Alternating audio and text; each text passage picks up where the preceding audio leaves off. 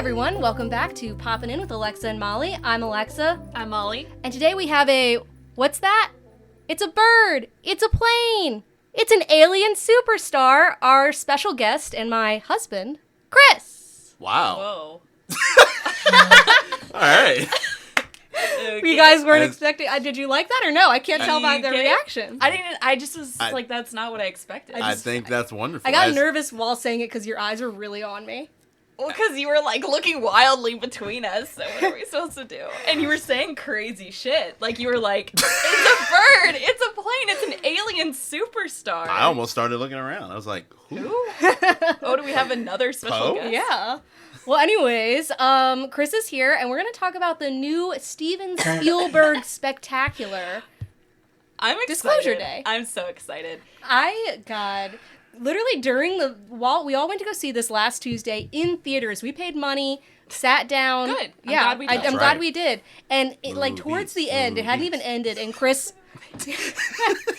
looks at me and he's like, I gotta come onto the podcast to talk about this. Can I say, the actual experience was great from the very beginning, and I'm going to include previews, because at one point you went to the bathroom, and the preview for that, Purge sex movie came on with Callum Turner, and Chris leaned over to me and he goes, "What is this movie about?" Oh, I think I said at some point, I was like, so this is the Purge. Yeah, and I was explaining, because it's literally about people who are single can only have sex on one night. Oh yeah, I called it the Urge. That's what I called Wait, it. That's good. Yeah. Why did they I call told it you that. I think because they're serious. We about said it. a lot of jokes to each other in that movie. Do you think so that's gonna be a good movie? I think I could see it being one of those where it's like critics pleasantly 90%, surprised. yeah. It's gonna be one of those movies that's gonna be on TV forever. Yeah. Yeah. Yes. Like, there's no doubt E, about it's gonna be on it. E a lot.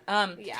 Anyway, okay, but we're actually here to talk about Disclosure Day. Yeah. Which, you know what? I'm gonna be bold, and I'm gonna say something right here. Okay. I think it's Steven Spielberg's Megalopolis. Oh yeah. absolutely. Absolutely. 100%. It's not bold, I guess, but I really Yeah. was excited. I I thought thought you at were about first to you were say gonna his say best Magnum work. Opus. I was Yeah. like, whoa. His best work. Yeah. Well, Magnum Opus. Which I have a yeah. question Can't for you say guys about that. that later. Okay. But Okay. so And my Chris, answer. what really compelled you during it to be like, I have to come on and talk about Yes. this? So when With I passion. said this to you, oh, by the way, I'm sure everyone knows by now, but spoiler. I think at the time that I told you this, it was when they were wheeling a person out onto the studio set of Kansas City TV News. Like, I'm going to Kansas City in September. Yeah. And I'm actually really disappointed that it takes place in Kansas City, because I'm going to be like, is this where Disclosure Day You're was? going to Spain. I'm He's also going to Spain. Yeah. Yeah, and then the week after I'm going to Kansas City, Oh, which is going to great. be a upgrade. I mean, Yeah. hey, after Disclosure Day, I'm like, I don't know. Also, now that you've said that, now that I'm thinking about it, how did they get, and this is a huge, we're going to get into some spoilers. As always, please look at the episode timestamps in the description or follow us on Instagram at Poppin' In Podcast. Okay, but I'm going to say this, how'd they get that alien to Kansas City so fast? Doesn't matter. Like, it was on the news, and then suddenly the alien was there. Yeah, he was an alien. He used a spaceship. But it's a controlled alien. You know what I mean? know. Like, it was trapped. I think we also really enjoyed every time, Colin Firth would, he would enter people, and then he would, Enter people. Which is and honestly... then he would, Well, so I wrote down a list at some point. I think I might have started in my head during the movie of, like different movies that this is, it's part... Close Encounters, obviously. That's the comparison that most people are making. Yeah. Which I think it is kind of an Which I've never insult to seen. Close I've never Encounters. seen it It ain't Close Encounters. Right. There's some Don't Look Up in there, because they do a lot of Yes. TV stuff that's just like, News, yeah. no, hey everybody, please pay attention to this thing. Yes, yeah. There's Inception for when he enters people. Yeah. Um, we should be clear, enters people's minds. People were calling it... It's PG-13, Yeah. so he's Yeah. obviously not. Yeah. But anyway, I know, you but people, when they were talking about it on Twitter, you know how some people, Yeah. really, I mean, you have to say, for comedic effect, and I will say again, it is one of those movies, I have not laughed this much during a movie that I saw in theaters since Poor Things. Hey. Even though but Poor Things was a good movie. Yeah, I loved Poor Yeah. Things. I watched it on a plane recently. Oh, wow. This, I think It was bold. I've changed my mind 10 times on I've never said that it's a good movie, but I always waffle back and forth on like, is it a bad movie or is it just, or am I glad that it exists? I'm not sure. I think two things can be true at once because I do think there were elements that were good. I happen to think the cast, the actors were good. It's the material they were given at times was not good. Yeah. But I think there were elements that were we entertained the entire time? Yes. Like I never thought this felt like a 2.5 hour long movie. It was too long, but it was not because of the content of the movie. Yeah. It's because you were excited to leave and write your notes on it. I like okay. Look so over, Chris has like got a notebook out. No, because you went to the bar after and just like took notes. Yeah, I started taking notes, and so all those movies I listed earlier, like Don't Look Up, Close Encounters, Inception, and then I wrote insert heist movie here. Whichever one tickles your fancy, throw that in there. And then I said Hancock, but it's like a reverse Hancock, which doesn't sound as like, appealing as it sounds. Actually during the movie. But then at the end, you find out, spoiler, it's just E.T. It is E.T. Yeah. That's what I thought the whole time. And like obviously, like, once you find out, because I remember seeing the previews with you all, it's probably 9 months ago. Yeah. And I remember seeing it we and were thinking, pregnant with Disclosure Day. Yeah. Well, I remember thinking like, well, I won't be seeing that. Well, you'd be wrong. And here's the thing is, even with the trailer, like, people, like, Spielberg came on Amy Poehler's podcast for someone else recently, and she was like, Disclosure Day, like, what's it even about? And he was, like, very secretive about it still. He was just like, whoa, like, and the thing is, I think a lot of it leading up to it was kind of like, I'm good on that, and then I was like, whatever, I'll go see it. Yeah. And then half of the movie, I still was like, what is this about?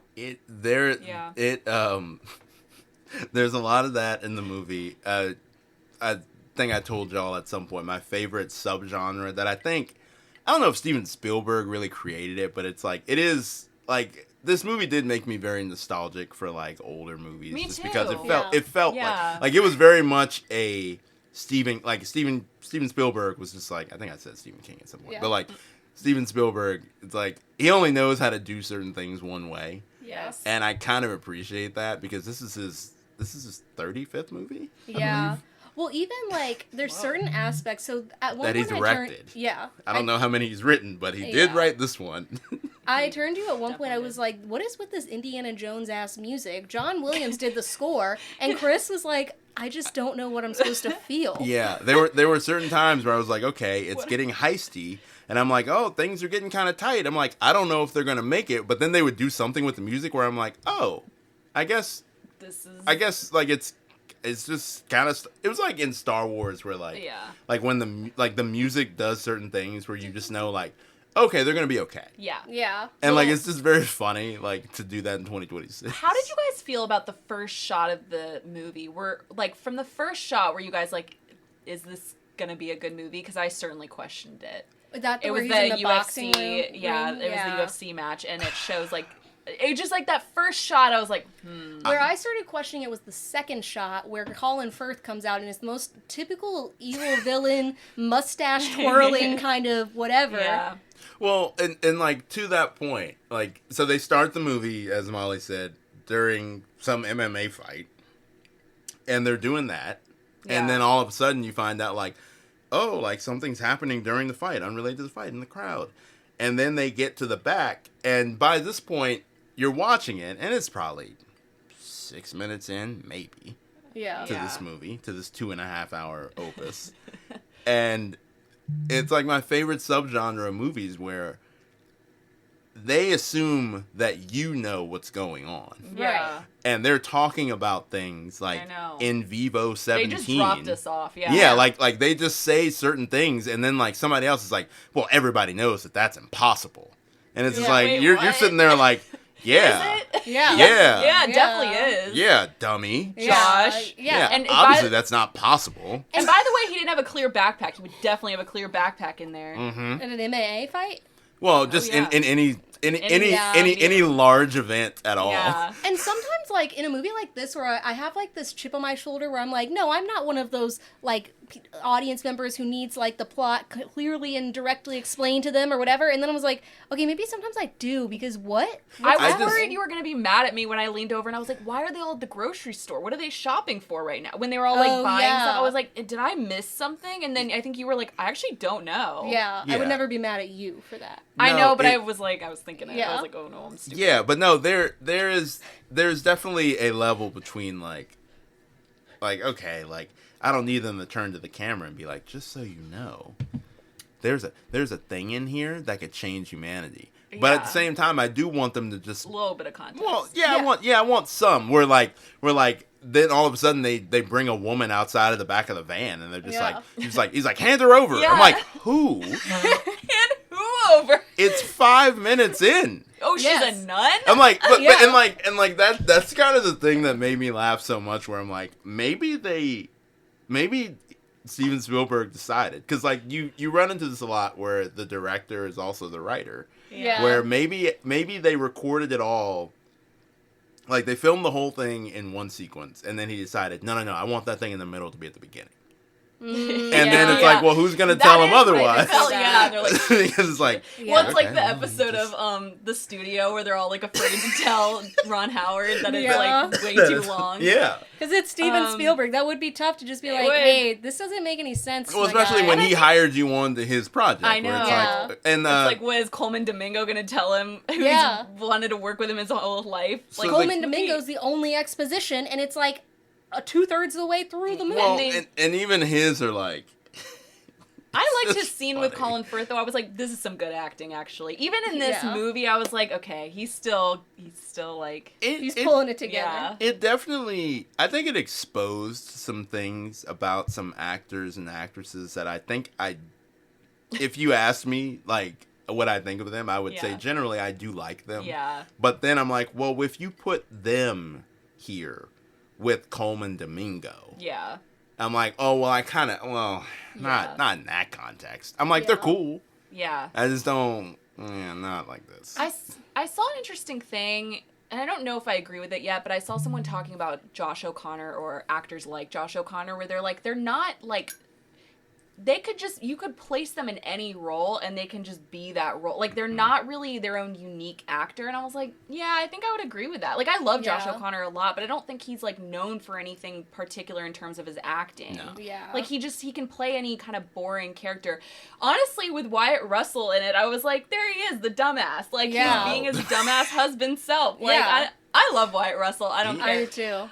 But they're all good actors. It's just like some of, like, I don't know. I think what makes Coleman Domingo really stand out in this movie is that he can take this crazy ass plot and what he's saying, and he's the only one in the movie who I was like, this is believable. We're supposed to feel this way. He gave it like humanity and emotion. He seems like the only person that probably stopped Steven Spielberg and was like, well, what am I supposed to feel in this moment? Yeah, and I think everybody else... What's my backstory? Yeah, because I think even John Williams was just like, I don't know.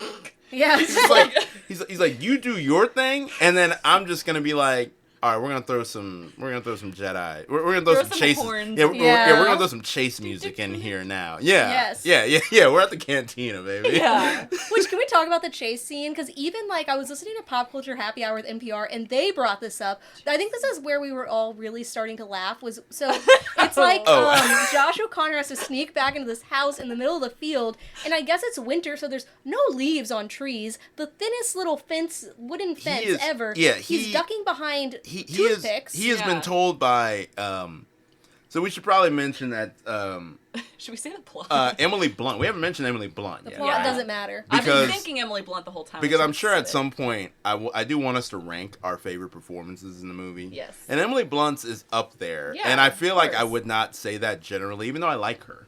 I think she's a really good actress, actually. Yeah. This one... She's really good. Like, in this movie, she was good. Yeah, like I really liked her. She cried a lot. But she has really, I thought she was. Oh, interesting. Well, but she was the most overacting to me. But I think that's the role. I don't think it's the she has been I don't know. what do you call her?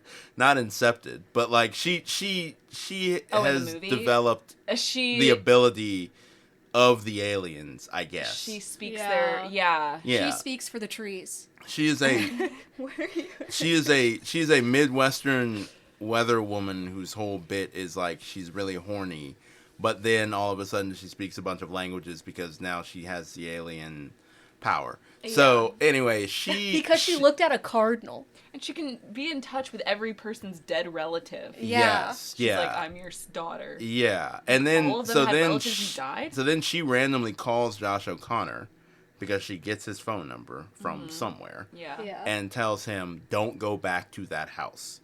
So Josh O'Connor, in typical movie fashion, goes back to that house because Eve Houston's in it. Yeah, who's like his nun girlfriend. Yes, ex-nun. daughter. Yeah, ex-nun. Yeah, ex-nun girlfriend. Yeah.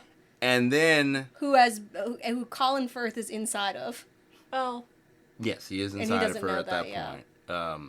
Yes, he is inside of. Yeah, he is inside of her, telling her to do certain things. And then there's religion in this movie, like a lot of religion because of the nun part. She's.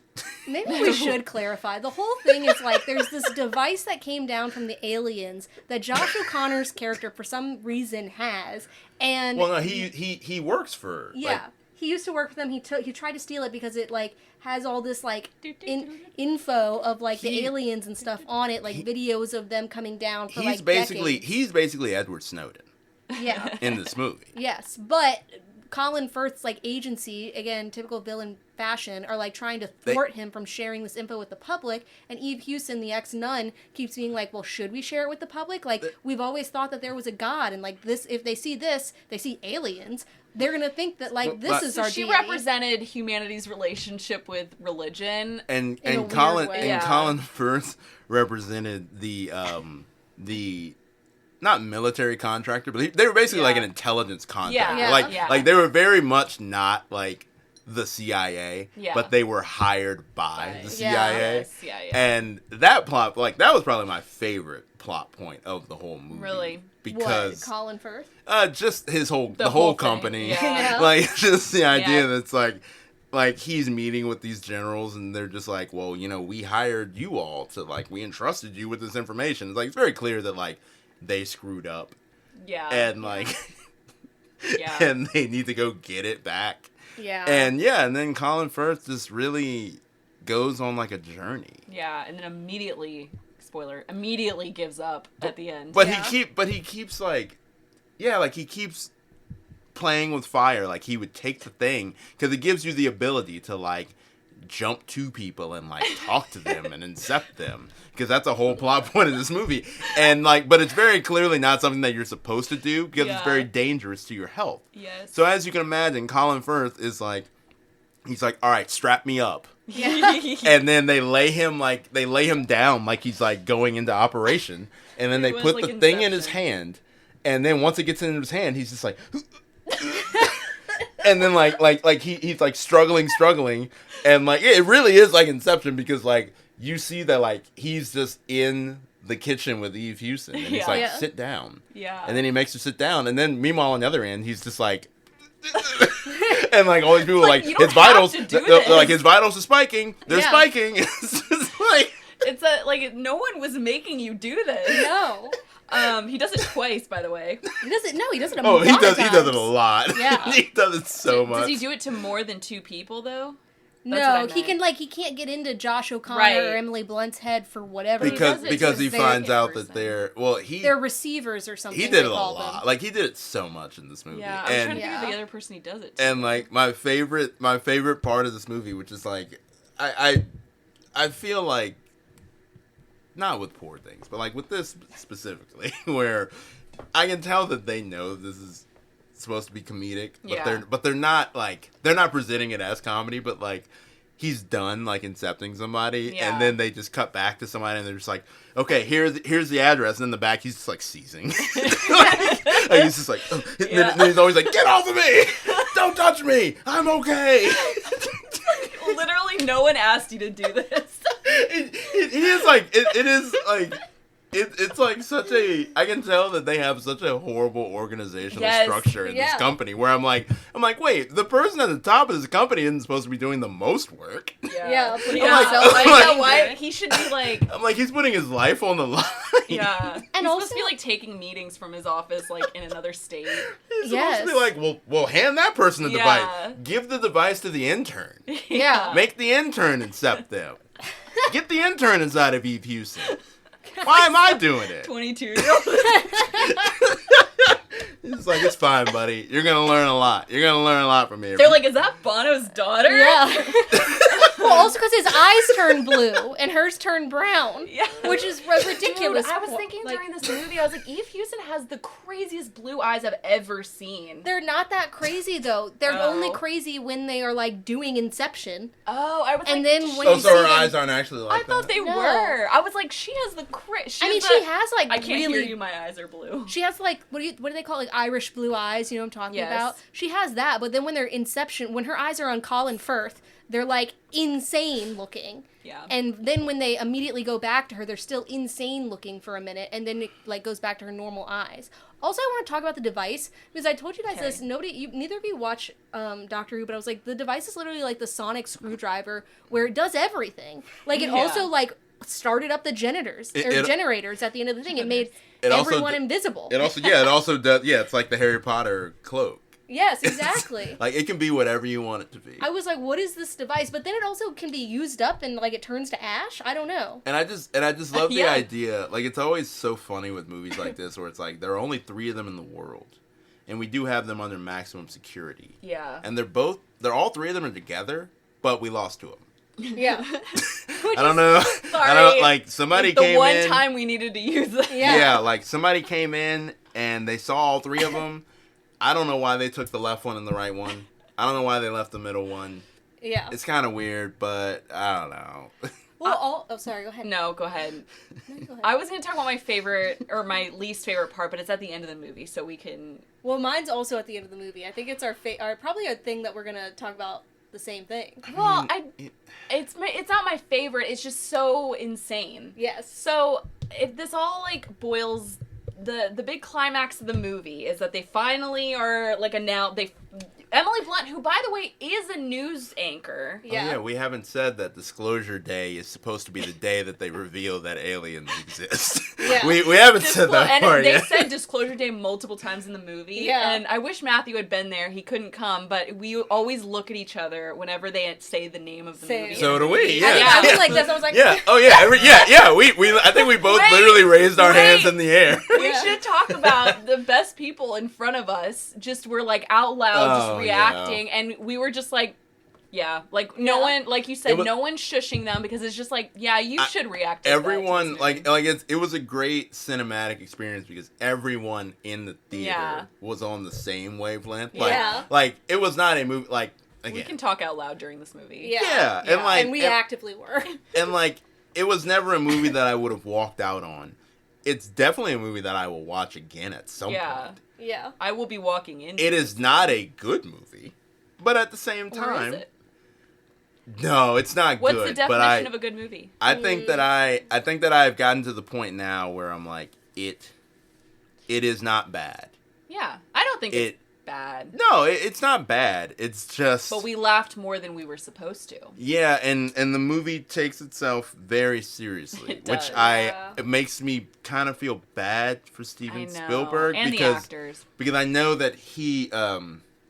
So I read that he wrote the treatment for this movie on his iPad. Mm-hmm. And he wrote a 50-page treatment on his iPad for the movie.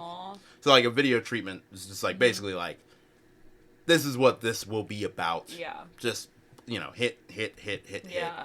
And then he's like, okay, now I just need a scriptwriter. Yeah. So he did that, and then he gave it to the guy that wrote this movie. He's worked with, I think, 5 times before. The last movie I think they worked on was Indiana Jones and the Crystal Skull. From 20... So the Shia LaBeouf? Yeah, I think that was the last one. When was there were that? a couple of Jurassic movies in there. That was early 10s. Okay. But it was God, that movie was bad. But again, this movie not bad. No. It just... But I it wasn't think good for the reasons that they wanted he it probably to be good handed for. the scriptwriter, who was just like, what do I do with this? Yeah. But I want to talk about, so they finally, yes, Disclosure Day comes. By the way, Emily Blunt's already established as, like, she's a weather person, but she wants to be a news anchor. And so we already have that news anchor character. And I get that this person is supposed to represent, like, humanity reacting to this news. Yeah. But they have, so she's an actual anchor. Her name is Courtney Grace. Oh, she's the one NBC who's reading. person. She the NBC person. Yeah. She's the one reading in the climax. And she's been getting praise for her acting. And I thought it was strange because here's the thing is, like, she's sitting here announcing in this really dramatic, like, emotional moment. She's announcing, oh my God, like, we're looking at aliens, which also I want to touch on, the aliens. Yeah.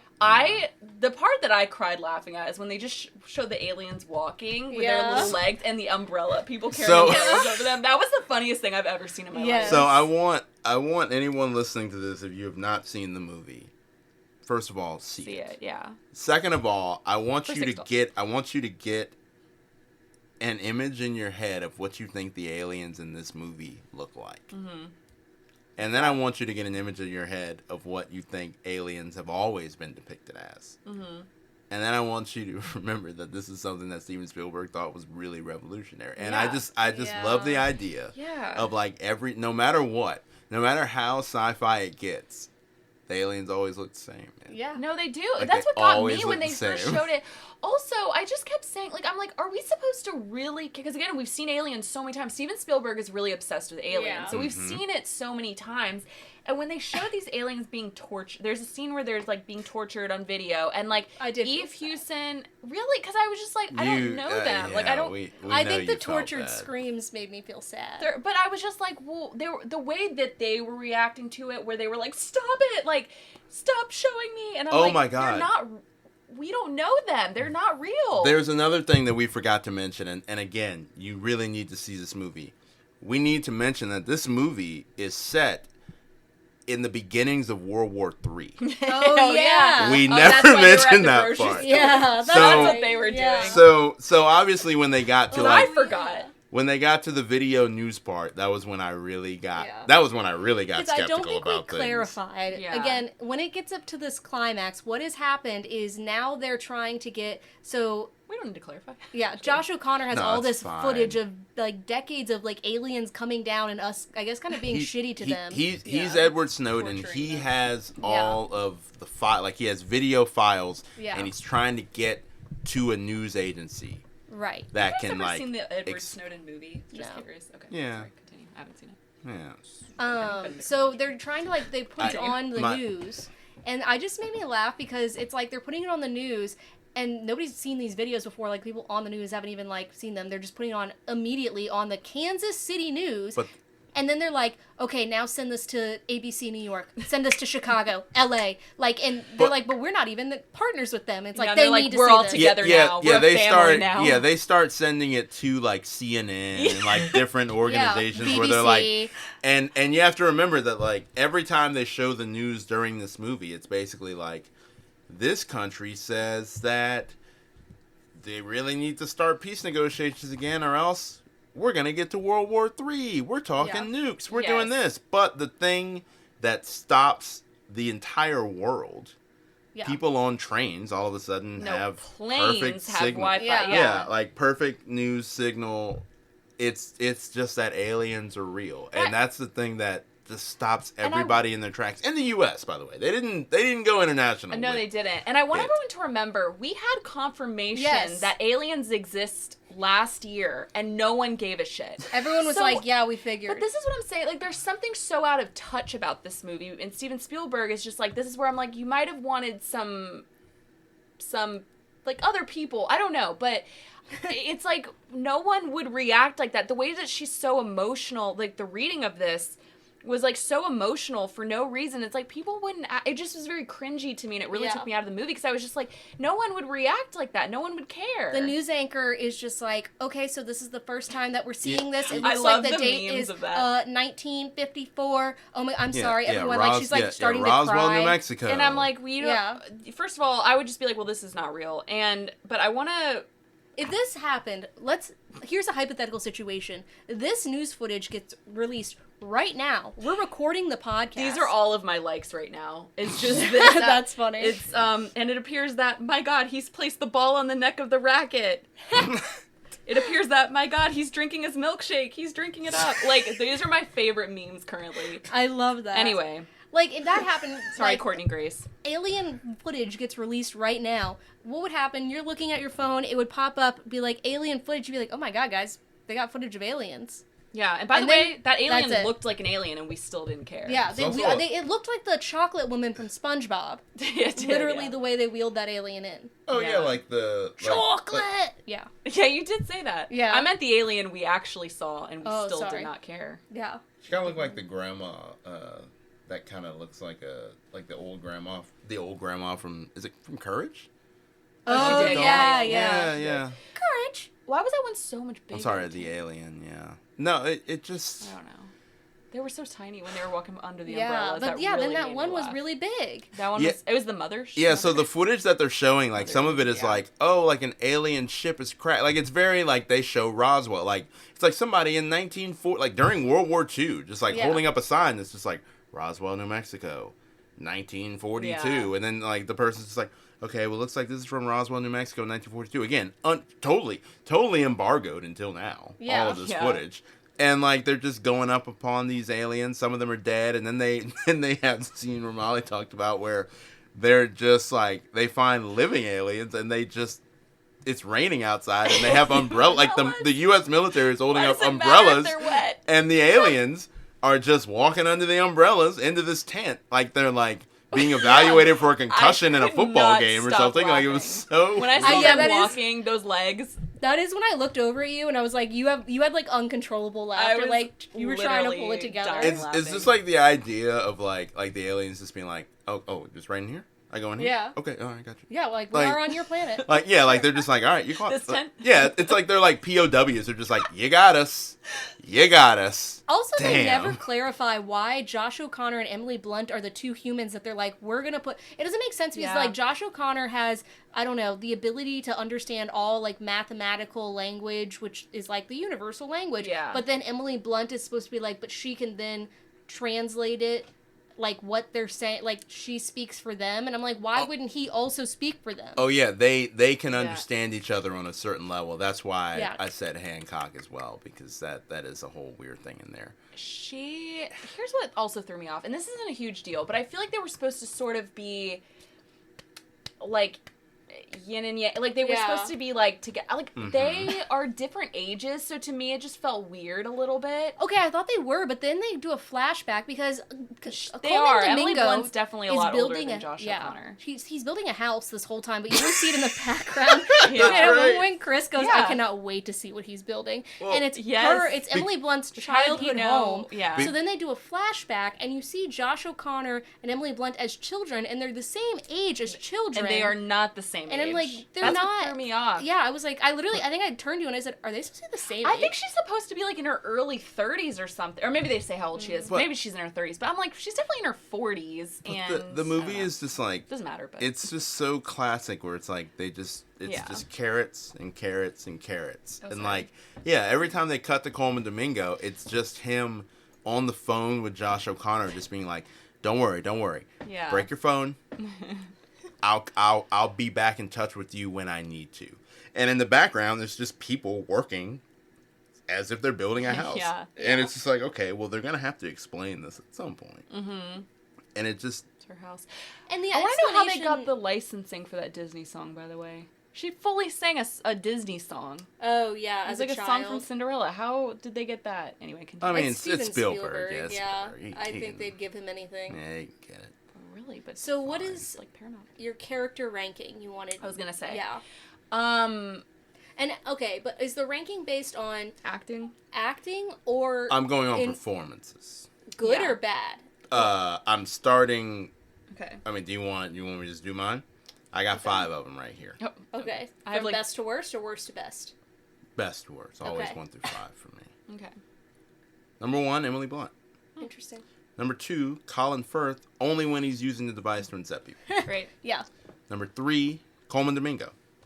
General. Okay. 4, It's a little low. the people doing commentary a few rows in front of us in the movie. Yeah. Yeah. Perfect. 5, everyone else. Okay. Yeah.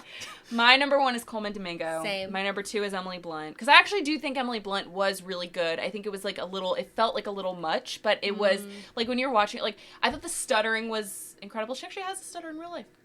Really? And she, like, the stuttering part was really good. And then when she's like, I don't know, she had to speak different languages at some during points. Oh, yeah. And even the scene in the car when the cop pulls her over. I just thought that scene was actually really good. So she's number 2, and then, yeah, I'd say everyone else. I didn't think Colin Firth was anything to... No, I think his character was just stupid. Yeah, exactly. Like, I think he's a good actor in general. Obviously, yeah. My number 1 is Coleman Domingo. My number 2, I'm gonna give it to that Botox nun. Oh, she was good. Yeah. She reminded me of the nun in Sound of Music. Well, I know you guys... you probably haven't seen it, but... I've seen Sound of Music. Okay, good. I don't think you have. And seen that's parts of disturbing it. to me. That's No, disturbing to me. that's- She reminds me of the... No, she reminds me parts of the... it.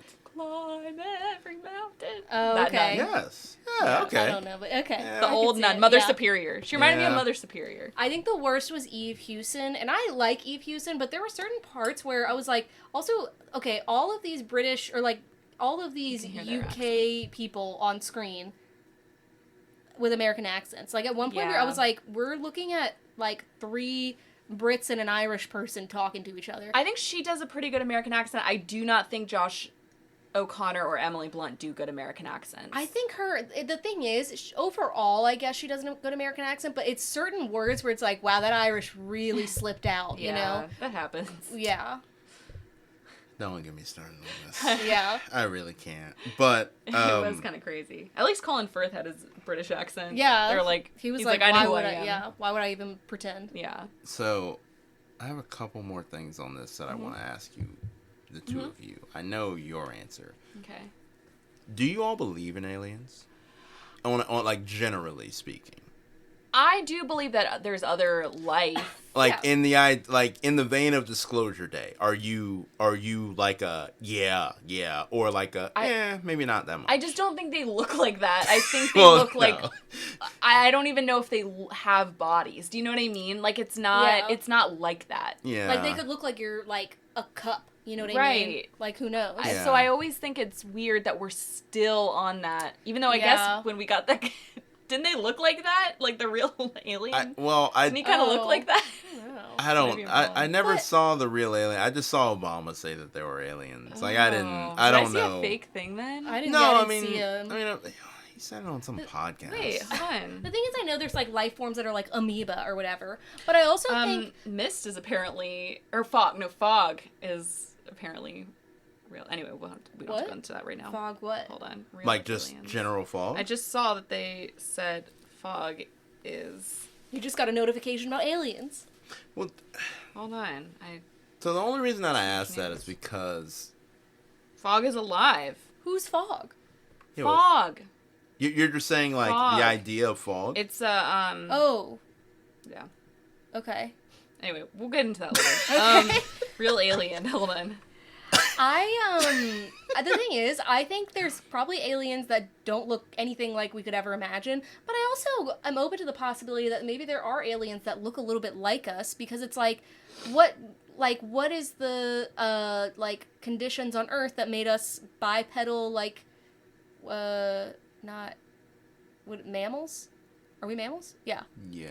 Wasn't it one of these guys? Oh, I don't know. Wasn't it one of those photos? So Molly is holding up a couple of pictures with a Google image search that says "real alien," I typed that in. and I can remember what I was typing. they all look like the aliens that you would think. I don't know. Like I honestly don't What know. was the photo that they showed? Like they showed them, I don't. and no one cared. And that's how, like, again, that's how much people didn't care, is we can't even remember the photo that apparently was know. resurfaced. Well, it is like I'm embarrassed. it also just like this movie just takes itself very seriously in an age where, like, Stephen Spielberg, this is not his first Alien movie, so I don't really know why he did this. I know. But also, like, it has all the tropes that I really like. Successor. Yeah. Yeah, it wishes. It has all the tropes that I really like from Spielberg movies, where it's like an all-powerful corporation has an organizational crisis. The CEO puts his life on the line every day. Meanwhile, the right-hand man, the guy in this movie, probably should be running the company. Like, the one guy that's just like, no, you need to, no, stop doing it this way. And then everyone else that works below them are the stupidest people you've ever met, ever. Yeah. Like, everyone else in that movie, they're just stormtroopers. Like, they're just, they're just shooting, and they're just missing. Wait, Chris, do you believe in aliens? I think the issue that I have with the idea of aliens is kind of the issue that they get into in Disclosure Day and kind of War of the Worlds, where I'm just like, okay, other life forms, probably. Yeah. Yes. Like, it would be weird if we're the only ones. Like, we're just out, like, we're literally out here with a laptop and a lamp doing a podcast, and then everybody else is just like, we can't survive. It's like, okay, there has to be something else that can do something. But at the same time, it's like, I don't worry about, like, an alien invasion at some point, because if it's like War of the Worlds and they all just come up from the ground after millions of years, and then they discover, like, oh my God, we can't breathe. Up here. It's like, okay, well, that seems dumb. Like they, it always, like, my question is always like, well, what has prevented them from, like, getting to us before? I don't think it's the U.S. military. No. Yeah. Like, no, I think it's like, it's like, oh, we intercepted a spaceship. That is one thing I think about, is like they're always portrayed as like hyper intelligent in beings, you know? Right. And it's like maybe they're like, I don't know, Cro-Magnons. Right. Or maybe they just see us and they're just like, we're good. Or they could be farther along on the evolutionary scale. Like our timeline of evolution has happened because of certain things that happened in space. Maybe wherever like their space is happening, those things happen later. You know what I mean? I don't think they'd be able to communicate with us in any way. No. If they were real. I don't think they'd want to. Yeah. Yeah. If they're real. One of my favorite questions that I ask myself regularly, my personal question of the week, is I always think about, like, just random stuff that happens in society, and it's like, if an alien dropped down to Earth right now, how would you explain this to them? And I was watching Love Island the other day, and I was like, how would I explain to an alien, like, why people are watching Would you this? think about that for a second? An alien drops down into your house, and you would take the time to explain what you're watching on TV to them? I'm just You saying, wouldn't like, be screaming. After the screaming, like, maybe like they get used to it, like, you're they like, have do you want a questions. grateful? Yeah. I always do the thing of, like, like if Thomas Welcome to my Jefferson, home. if Thomas Literally. Jefferson, like, just dropped Never onto the forget planet you guys tomorrow, listen. I'm like, I gotta explain a lot. I gotta explain a lot of Yeah. things. Well, to him. Outlander really brought this up for me, because I always I know, but think they're about that. humans. They're But- all humans. Yeah, they are. Okay, well, imagine explaining to someone from 1775 what we're doing right now. But it'd be easier than, like, if an alien showed up, Yeah. you'd be screaming. Like, if it's E.T., I'd be like Drew Barrymore just Yeah. screaming. That's why my favorite alien shows are usually like Invader Zim or American Dad. Oh, Invader Zim is fun, yeah. Like, cause like they go about it in a different way. Where Invader Zim, it's you would not like it actually. It's a weird. It was a Nickelodeon show. Yeah. Animated Nickelodeon show from probably 2000. What? I've never heard of this. I was pretty up on my Nickelodeon. Oh, that used to be. That's my show. It's a boy Here's show. my question. What's your guys' favorite? Very much a boy This show. could have been, yeah, I could see that. This could have been a question of the week, but what is your favorite Spielberg movie? So I was actually planning to ask you guys this earlier too, because to it. you know what's the first thing that came to mind for me, Go ahead. unfortunately, was That's okay. Schindler's List. Great. But then when I looked up, I didn't realize, like, some of the movies that he made, I didn't realize he did Hook. Oh, I love And Hook. that's going to be my top I know. one. We were I talking, love- man, maybe should I Yeah. change my answer? We were just talking about this the other I know. When I saw it, I was like, well, Schindler's List falls down the list compared to Hook. Dang. I mean, I feel like the one that has done the most for cinema is probably Jaws. Yeah.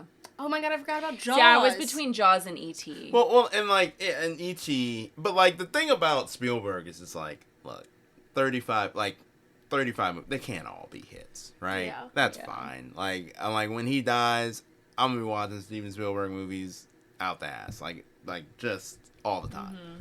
But Jaws would probably be like cinematically. That's probably one. Saving Private Ryan. I just think it's just. I mean, I guess. like the thing about Spielberg is like I think he's like the one director that like you can't pigeonhole him at all, because like even if he like swings and misses like he probably did here, it's like Saving Private Ryan. He's like, watch the first 30 minutes. It's like, yeah, that's me, baby. Yeah. Like yeah, was that fun? Like he's like, yeah, I can do whatever. Yeah. There's no Reese's Pieces in this. Steven Spielberg. Yeah. he's like, hey, you want to phone home? Well, you can't hear. Yeah. It actually really made me laugh when I was watching or listening to the NPR like episode talking about this. They kept being like, and the thing is, like, you're watching, you have to remember, like, this could be his last movie. Well, and they said that so many times. I was like, Jesus. He's like in his 70s. He's not that old. His last movie is in retirement. Not Alexa dying. and I No, I think they were meaning like he's gonna die. But I was like, Jesus. How old is he? But also like the thing that I wrote at the end was just like, I'm glad that I watched this movie. Mm-hmm. Only he could make a movie like this, because nobody else would be allowed to do a movie like this. Yeah. Right. And I'm just like, yeah, he deserves it. It kind of gave M. Night Shyamalan a little bit. Yeah. Dialogue. Anyway. Yeah, it did. And he's also allowed to do whatever he wants. I'll see every single one of his movies. I don't care. Yeah, I enjoy them. Yeah, I mean, if he makes enough, like if he, Lord willing, if he gets to another one. Well, I was talking about M. Night Shyamalan. Oh, M. Night Shyamalan? Oh, I actually stopped. Like, I will never stop. I didn't even watch Old. Like, I saw Old and I was like, oh, God. Old was you're missing out, but you're not. Yeah. But you are. Yeah. You know? But Spielberg is just Weird on child just stuff like in that one. Yeah, you're right. Like, it's like one of those things where it's like he's one of one. Like, Yeah, there will never be another director. Alien superstar. Yeah, no, I'm with you. I'm with you. Thank But there will never be another director that's even like has the history of this, because now like directors take 3 years in between movies, 4 years in between movies. Yeah. Like it's like now you're running out of time. You can't possibly be Spielberg. Yeah. Right. You know, Yeah, he was throwing shit out there, and it was like, oh, hit. Yeah. My favorite lore about him is that he makes money from Star Wars movies still. Probably. Why wouldn't he? Wait, what do you mean? Well, because probably is the way he structures the deal. Oh, yeah, I think so. What? Because he didn't make the Star Wars movies. But wasn't his production company involved or something? No, it was like he was making what's the movie? What's the alien movie?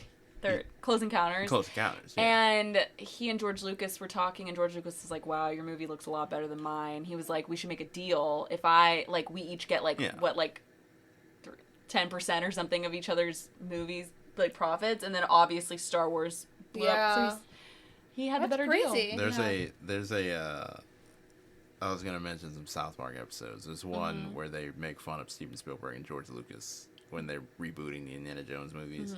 The plot point in the show is a little much, but it's just very funny. It's like, yeah, like they're kind of BFFs. Like they're kind of the same. They do a lot of things together. Yeah. Yeah. They're The not two the of them. They're not, but no, they are. Yeah. Yeah. They are, which is not a bad thing. No. So I guess we've been doing it for 48 minutes. Was there anything crazy? The only other thing I wanted to say was my favorite Reddit post from this movie is Josh O'Connor's character when he is disclosing all the alien stuff to Eve Hewson, and he's just showing her things inside of this cabin that we talked about. And he's showing her all these alien atrocities, and then someone on Reddit's interpretation of it was said, "That dumb bitch saw a little gray alien and asked, 'Is that a kid?'" Missouri, yeah.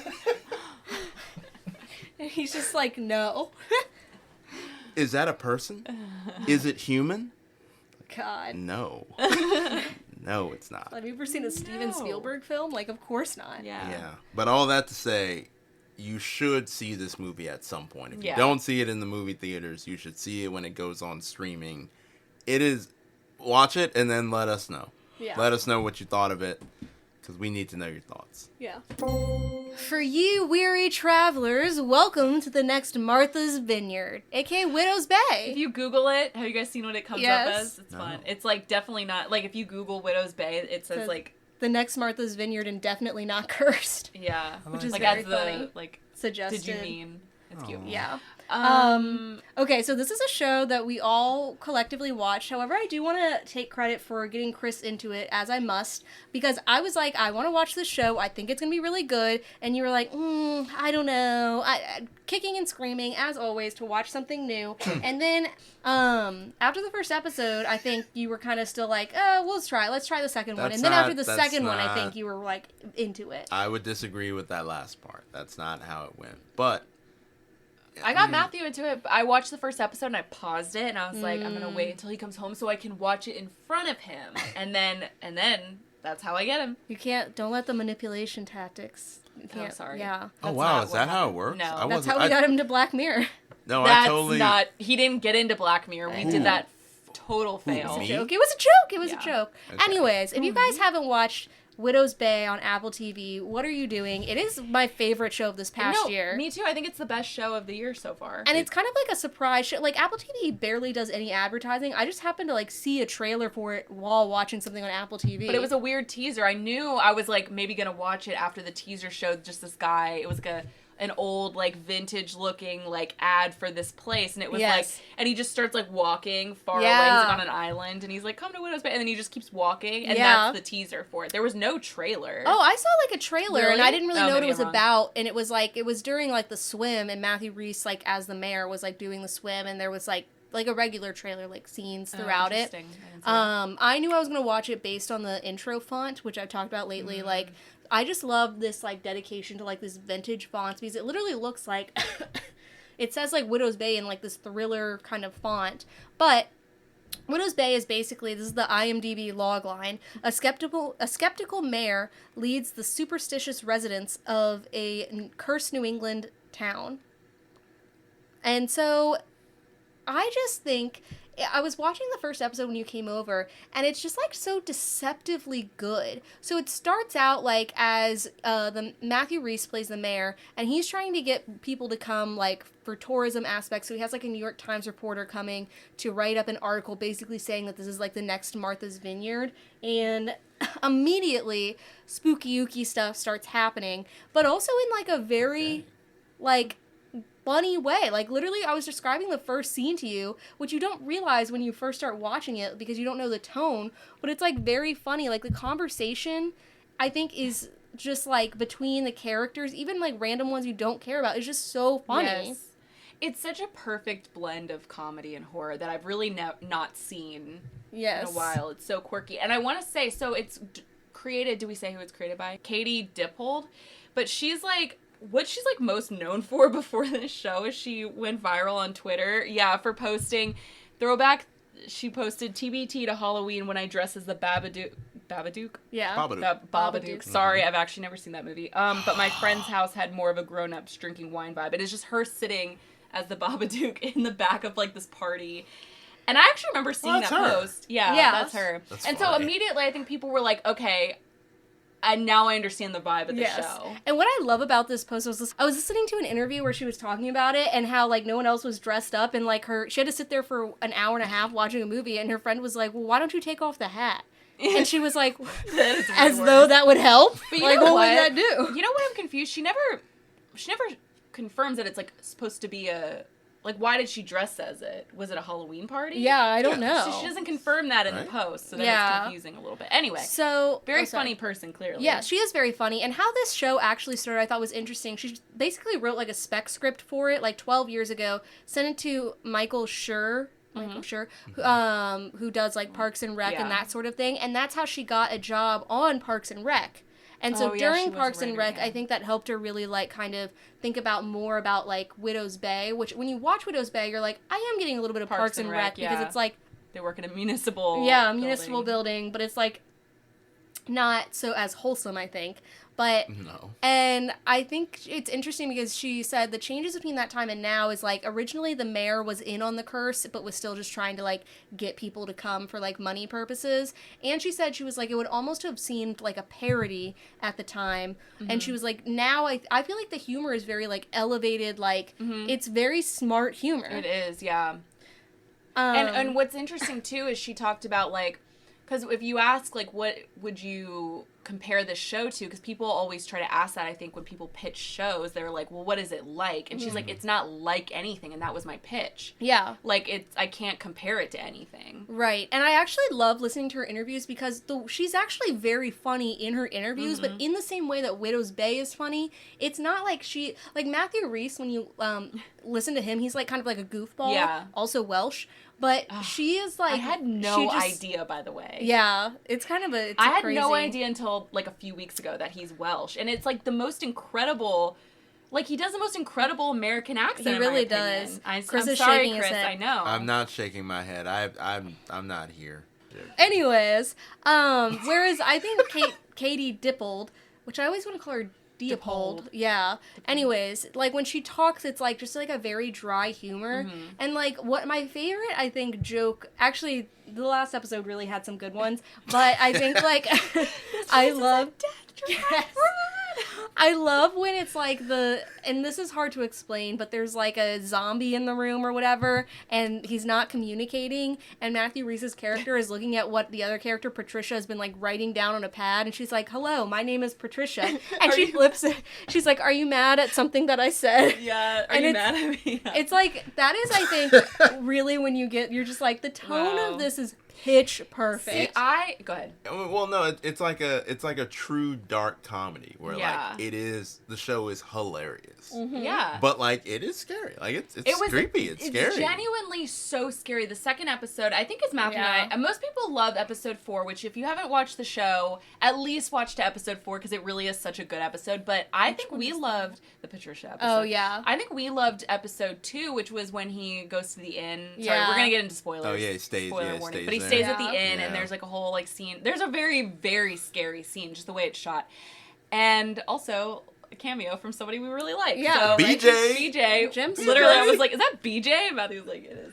But I was gonna say too, like to me, what really, and I've talked about him before on the podcast, but like to me, what really I was like, "Oh, I love this." And I know, this is my vibe, is, like, the fact that Chris Fleming was in a couple episodes, and he really, like, stole the show, and, like, everybody talked about it afterwards, like, he was so good in it. But I'm like, that is, I think they might be friends or something, I don't know. Yeah. But, he plays, like, the like, this, like, drug dealer. And, like, it's so funny, and it's just, like, that's my humor, you know what I mean? Yes. Like, this movie, I saw a tweet today where it was, like, it's kind of, like, Coen Brothers meets, like, Jaws meets Lost, and it's, like, all these things, and I'm like, that's me. Like, that's my... Yeah.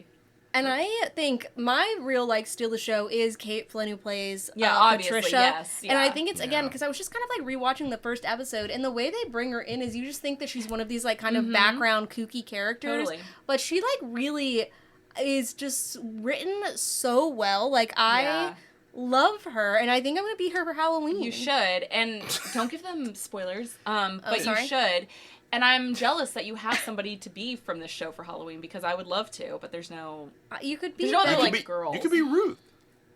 True. Oh, I'll give her a little switcher. You could be Rosemary. Dead baby, dead baby. Yeah. That was even that episode, which to me was like kind of a filler. But even that scene, I was like, wow, this is actually like a great scene. Yes. But I think the thing with Kate O'Flynn. Yeah. She's great. I realized I'm like, okay, how have I seen her? She's British in real life. Yeah. Sorry. She was in Landscapers. Did you ever see that? No. We're gonna say different things.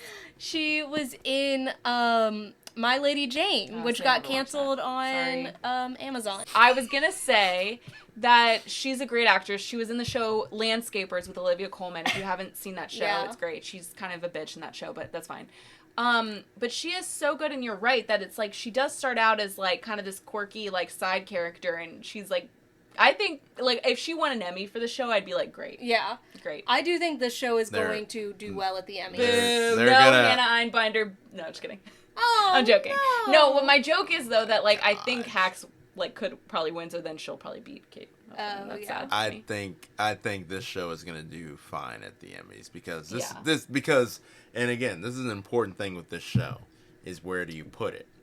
It's Comedy. much funnier. Well, no, I don't think so. I think it is going to be.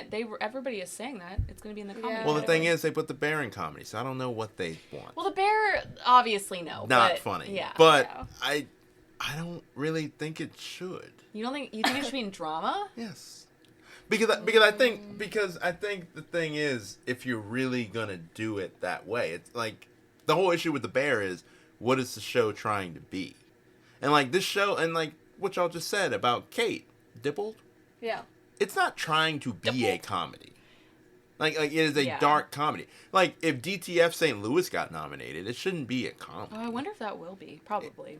It should get It should get a nomination. Oh, by the way, Sure the one thing that I meant to throw in earlier about Disclosure Day, it will get nominated for Best Picture. You all just Do need you to think so? Yes, you all just need to prepare yourselves for that because I compared it to Don't Look Up and I was like, oh shit, that did get nominated. But that was not taking itself seriously. Also, I think Disclosure Day is better than Don't Look Up. I don't like that movie. I love Don't Look Up. Yeah, I like Don't Look Up. I don't love it. It was ridiculous. So I'm like, if that can get nominated, I'm like, Disclosure Day good. But anyway, I think Don't Look Up was more nuanced. I think yeah, I mean, like, yeah, but sure. Drama though. Really? I don't think so. I think it'll be comedy. I don't know. It's also a half-hour series. I think they'll look at that too. Maybe they need a new category of dramedy. No, I don't know because then all bets are off. What I want to know about this show, about you all, is did you watch Pluribus? I can't remember. No, I kind of want to now. You should watch Pluribus. It's a very good show. It just felt when it was on, everybody described it as being slow. So I was like, okay, well it is slow, but in a good way. I think. But the thing about it is like you have to remember that will be nominated this year. Yeah, that's true. But that's drama. Well, it's not. I was gonna say it's really not that dissimilar to Widow's Bay. I don't think it's as funny as Widow's Bay. Yeah, no, it does not. But the thing is, like, there's a difference between like trying to be as funny and then being as funny.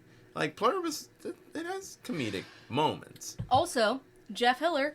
Oh my god, a role in both. But I gotta say something about Jeff. I didn't know he was in Pluribus. I gotta say something about Jeff Hiller. Is like, to me, I said this to you guys. I was like, I'm shocked he's just kind of a minor character in Widow's Bay because he won an Emmy last year. He's like a very good actor. Well, I told Alexa, I was like, this show had probably been in production for a while, probably. So he probably won the Emmy last year after this show wrapped up for the first season. But he's such a scene stealer, especially in the last episode of Widow's Bay. You're just gonna die! Yeah, this place is a death trap! Well, again, I will recommend the show Somebody Somewhere to anyone. It is one of my favorite shows. I think you would like both of that. Like, I should watch it. But anyway. I think he will have a bigger role maybe in season 2. So I can see that. There's the question. So it just got renewed for a second season. Yeah, I was going to ask y'all. Do you think it will be an anthology series or will it still follow? I hope it's not. I don't. The way that they ended it, it won't be an anthology. I was going to ask y'all when y'all think it'll come out.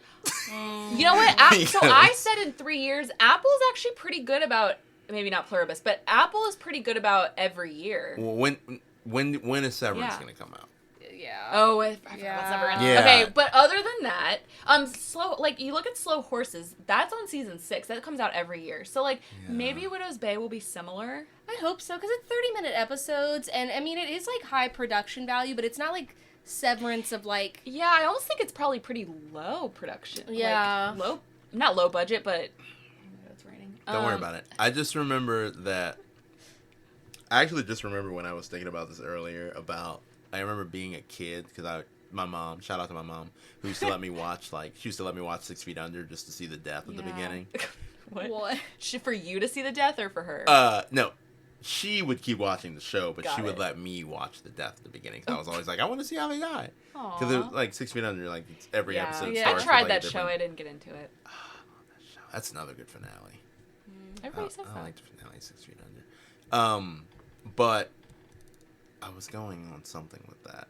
Oh, I just remember when The Sopranos was on, And I remember when they announced that The Sopranos was not coming back the next year. Like, they were like, they're going to take 2 years off. And I remember people being like, what the fuck do you mean? Because it wasn't like that before. Well, it used to be a thing where it's like, what do you mean the show? Like, what about Sweeps Week? It's like, now it's just like, no. It's like 3 years from now, we're going to bring it back. It's not that hard. I don't know why. Like, I'm not writing it. But, like, it's just, it shouldn't be that hard. Vince Gilligan, like, if we're talking about Pluribus, like, Vince Gilligan used to bang seasons out every year. Well, I think that's the issue with streaming now, where it's just like, it's okay, we'll just fill the void with something else. And I'm like, no, it shouldn't be okay. Yeah, it's not okay. Yeah, no, we need you, Abbott Elementary.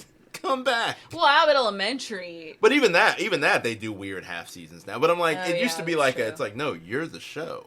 Yeah. You better write it and shoot it and then have it ready next year. Yeah. But I'm like, Widow's Bay, it's going to take forever for that show to come back. I hope it is next year. Yeah, me too. I think it will be because, I mean, it's something that Katie Dippold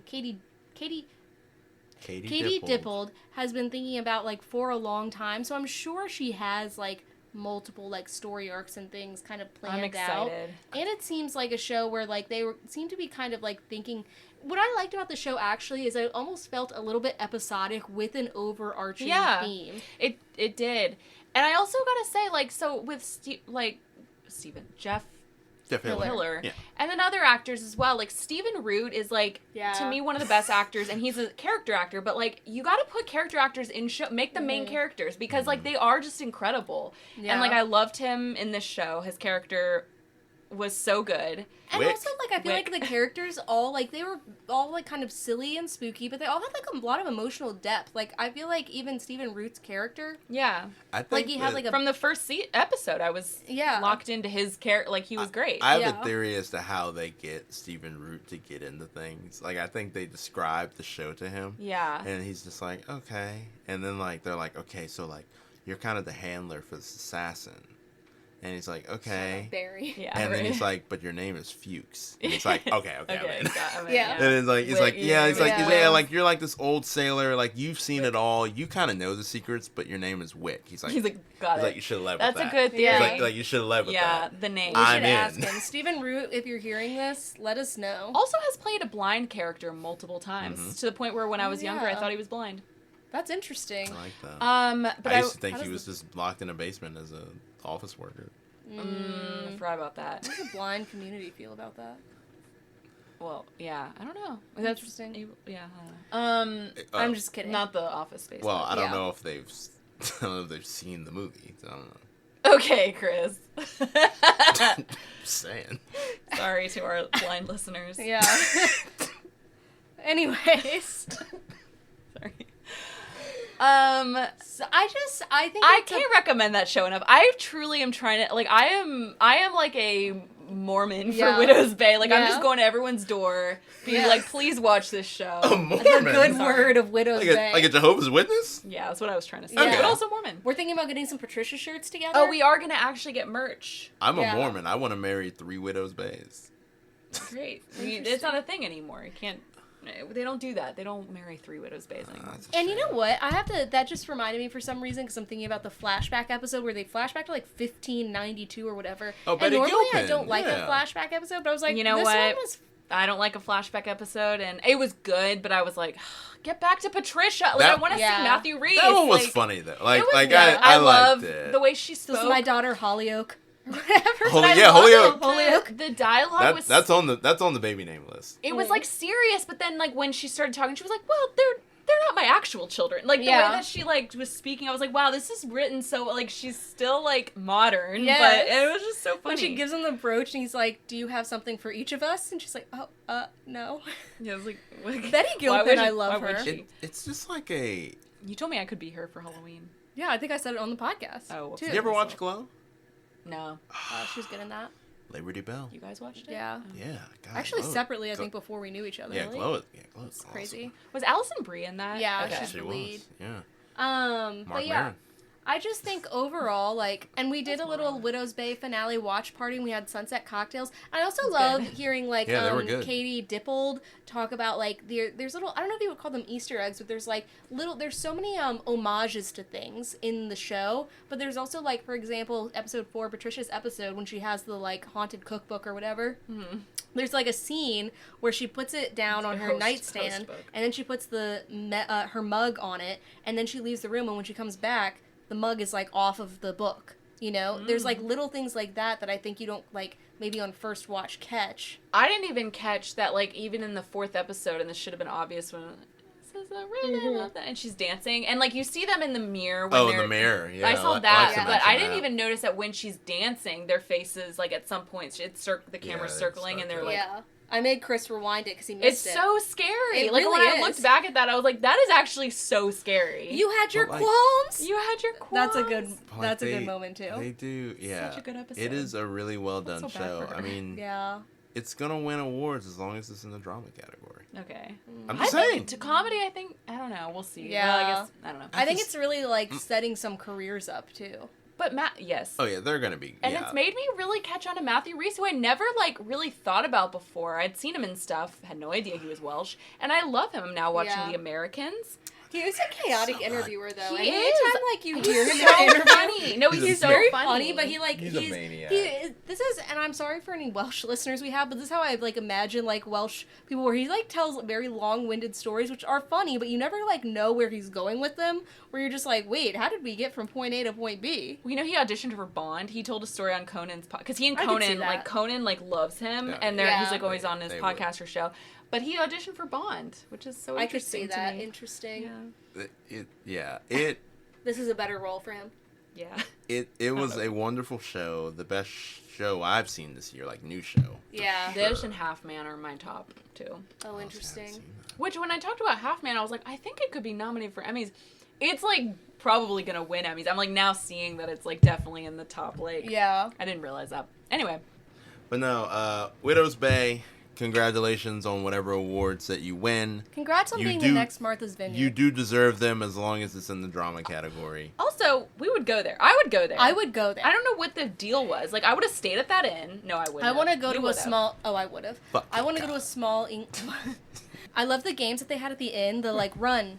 The game where it's like, don't run. Yeah, teeth. No, do you see the one where it's like Daddy's Home or something? Yeah. That was, to me, where I was like, this show's great. This is, like, yes, exactly. I was like, this is fantastic. I'm so pleased.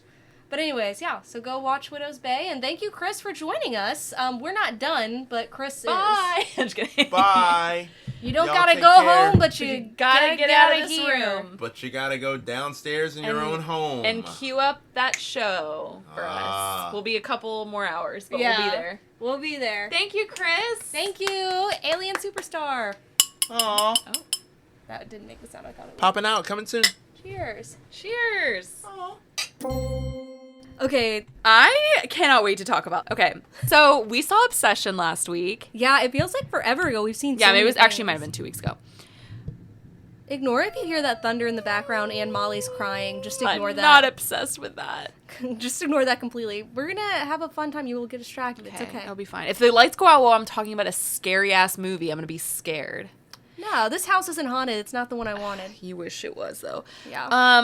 So, okay, we saw Obsession last week, and I'm so excited to talk about it because this was a movie I did not think I was going to see. Me too. I didn't it just looked like what's the film company that does it? Blumhouse? Blumhouse. Which, honestly, is not my always favorite. Yeah, it's like what they made Megan, like, the movie. So, if you don't know, Obsession is a new horror movie by Curry Barker. And, okay, this is the log line of the movie. Okay. After breaking the mysterious one-wish Willow to win his crush's heart, a hopeless romantic finds himself getting exactly what he asked for, but soon discovers that some desires come at a dark, sinister price. And so the movie stars Michael Johnston and Indy Navardi. And so it sort of follows that classic monkey's paw trope, like, be careful what you wish for. Because it's about this guy that wants this girl to fall in love with him, and instead she becomes this, like, violent, obsessive freak. And And I'm here to say that I really originally had no plans to see this movie because, I only have one reason why. Mm-hmm. Here's my reason why. The clip that I saw from this movie was the scene where they're at the restaurant and they're talking. And she's like, no, like whatever. Mm-hmm. And I just remember thinking like, okay, they're ripping off Get Out. Like that felt like the scene from Get Out where she's like, no. Like, yeah. And I thought, like, I was just like, that's an awful lot like Get Out. And so I don't know. I wasn't, and it wasn't playing near us originally. And so the more popular it became, like it came to our local theater and then we were like, oh, we'll have to see it. I am so glad that we did. Yeah. Because this movie was actually so scary and I felt like it perfectly captured my fears. Like someone standing in the corner of a room while you're sleeping is like absolutely like that came from my nightmares. I think when we left the theater, I described it. I was like, yeah, you said it's like getting off a roller coaster. Yes, where I was like, I was like, that was fun. Like I was scared and like entertained the whole time. Yeah. But I think I agree with you, and I think what's interesting, this is the scariest movie I've seen in a long time, I would say. And I really enjoyed Backrooms a lot, and that also was like scary for me, but I think in a different way. But it's interesting because Obsession is probably going to campaign for the Oscars. I had seen a thing for that. And honestly, I don't know about the movie itself, but Indy... I was going to say, her I actually would not be mad if she was nominated for awards for this. Like, she was... The control that she had over her face and her voice, it was just, like, so good. And I thought she was phenomenal. She was a Twitch streamer before this. Like, she was an actress, but I think this was her first big movie, and so I was just really impressed by this acting, by her acting. And I think, like, it's really impressive because you can see just the difference of her in the beginning versus, like, the One Wish Willow. And the thing is, it's, like... Bad Nikki. Yeah, bad Nikki. Yeah. It's, like, some of it isn't even, like, that crazy of, like, what she's doing, but you're like, oh, this is a different person. Well, it's interesting. So, I don't know how you felt in the beginning of the movie, but it was very much, like... When the movie started, I was kind of like, oh, this dialogue is whatever.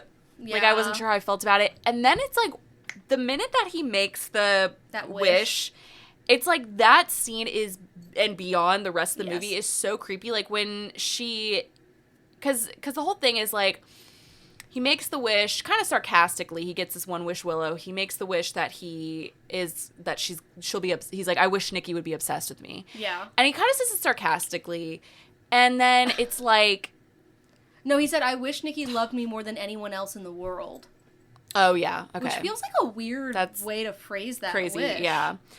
And from the moment he makes the wish, from then on, like, there's this shot of her standing on the porch, and it is just such a good shot. It's so creepy, because right then you're just like, oh, this is where it starts. Like, it's so scary. And the writing in this is so good. And so because I was telling you, I was like, the main character, Bear, he comes across as this quote-unquote, like, good guy. Yeah. But I was like, he's not actually a good guy, because you realize throughout it, there's, like, multiple times when he could have done something to both help Nikki and himself, and he doesn't. Yeah. But it's so good that I was thinking about this scene before he even makes the wish, when she's talking about she's writing her novel, and she's like, yeah, I really want to write, like, a love story. And he was like, okay, so you want to write a romance? And she's like, no, a love story. And she, like, kind of describes, she's like, you know, where people, like, fall in love and they have a connection. He's like, okay, so you're describing a romance. And it almost seems like this moment where she, like, feels like she's just like, oh, okay, whatever. But when you think about it, it's like, oh, he doesn't understand the difference between romance and love, which you can see when later on she's like under the spell and they're doing all these quote unquote romantic things, but there's no actual love because he knows it's not really her. Yeah. And I'm like, even to, like, I was like, that's a very deep point, which I think is interesting.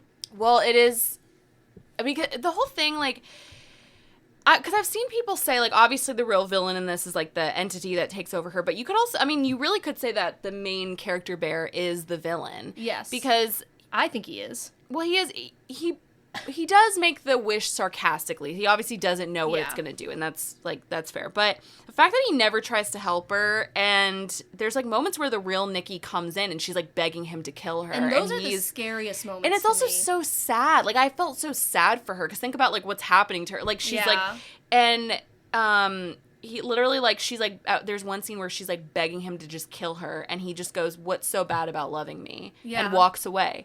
And it's just like, but I was gonna say, with the writing, the first scene is like actually so scary, where because she comes back to the car, and you're just like, so like, you have the heebie-jeebies, like, it's so scary, and she's trying to like, it's this, you can tell like later on, because it's like such a weird scene at first, but like later you're like, I realize it's like, it's the entity like coming into her body and like kind of figuring things out. So it's like, she's like kind of not like, she's like, wait, what's happening? And then she like snaps back, and then she's like, my cat died. Or she's like, I'm sorry, my cat died. And like, she's trying to like figure out like, I don't know. It's just like, it was such good smart. dialogue. Yeah. Because it's such a weird scene at first when she's talking to him in the car. Like, she's kind of like frantic and like manic or whatever. And it's because I think it's like, they're like, bad Nikki is like trying to figure out like what's happening. I don't know. I really thought it was so good. And I think... And you know what I think is interesting is it says a lot about, like, these... I saw this, I didn't read the article, but I saw this, like, headline where it was like, is this what Gen Z thinks dating is? And it's like, if you think that's really what it thinks it is, like, or what they think it is, then you're not, like, watching the movie correctly, because I think it's definitely, like, a criticism of this, like, nice guy trope of just, like, he's in love with this, like, kind of manic pixie dream girl type of girl. And I also think what's interesting is this, like, dynamic of his relationships where he has another girl who loves him. And she's not ugly. She's just not as, like, I don't know, her personality, I think, isn't as, like, bright as, like, Nikki's is, probably. Like, Nikki is very much, like, a main character energy type of person or whatever, but, and Bear, like, doesn't, like... He sees her as a friend. He sees her as a friend, but then his friend, you find out later on, and this is a huge spoiler, had been sleeping with Nikki the whole time, even though, like, he knows that his best friend, Bear, has been in love with this girl for, like, years. And also, I got the ick. Like, I know people think that the guy who played Bear is hot. He probably is, but I just got, like, such an ick of, like, he had been practicing, like, talking to her, asking her on a date. She eventually asked him for a ride home, and on the way home, she's like, Bear, do you like me? She's like, this is the time for you to tell me if you like me. And he's just like, no. Yeah, like, he chickens out. And it's a horror movie about timing. Yes. Like, and in that moment, I thought to myself, I was just like, just be a fucking man or an adult. He like, sucked. He sucked. I was like, I was not attracted to him at all. I was like, even myself, like, at that age, which I was like, how old are they supposed to be? I think they're like maybe 20. Early 20s. 21, yeah. I was like, I was very nervous and, like, bad at dating, but if someone I had a huge crush on blatantly was like, I know, tell me if you like me, like, I probably would be like, yeah, okay, I do like you. Well, but I mean, it makes it clear that she saw him as a brother. Like, she wouldn't have been into him probably. Yeah. I don't think. But it's interesting because we did, friend of the pod, Megan, like, I think when we walked away from this movie, she was like, he's so hot. Like, she found him really hot. And I was like, I did not at all. Like, I think the actor is cute, but his role in this movie, but I wasn't attracted to him. Like, I have to be attracted. Yeah, exactly. But I've seen, it's interesting, so, like, some of the scenes are just, like, very graphic and brutal. I mean, there's, like, one scene that, it really got me good because, you know, it's the camera angle. Like, you know she's going to come up and you know she's going to do something. But even when it does happen, still really gets you if you've seen it. You, like, you know what scene. But some of the ways that she moved, because they're, like, so you know when she's coming back into her body, when good Nikki, like, shows back up. And it's, like, you can just see in her eyes or, like, the way that she, like, freaks out, or she'll move backwards almost. And I saw something where, because it's almost like she moved around the room in this very, like, inhuman way. Again, it's like, it's giving me the creeps talking about it. Like, it's actually my fear, like, my total, like, idea of just, like, horror. It really got me. But I saw a review where some say, like, I wonder if they borrowed from Japanese horror, because her movements just, like, kind of reflected that. It was just deeply terrifying. And I thought it was just really interesting. But I don't know. It's probably the scariest movie I've seen in a while. And it's interesting because we're really in this, like, era just this year of, I mean, we have been in the last few years of really good horror movies. But this year alone, like, just in the last couple months, it's been, like, Backrooms. I still want to see Hokum and Leviticus. And, like, there's just some really good nuanced horror movies coming out right now. And I just am excited. And I think also... I thought a really creepy moment in the movie was, and I actually weirdly think about this scene a lot, was when they're like at the party and they're doing like a Jenga drinking game or something, and she gets up and she like has to recite like part of the novel that she is writing, and it's basically like this incestuous like Hansel and Gretel story.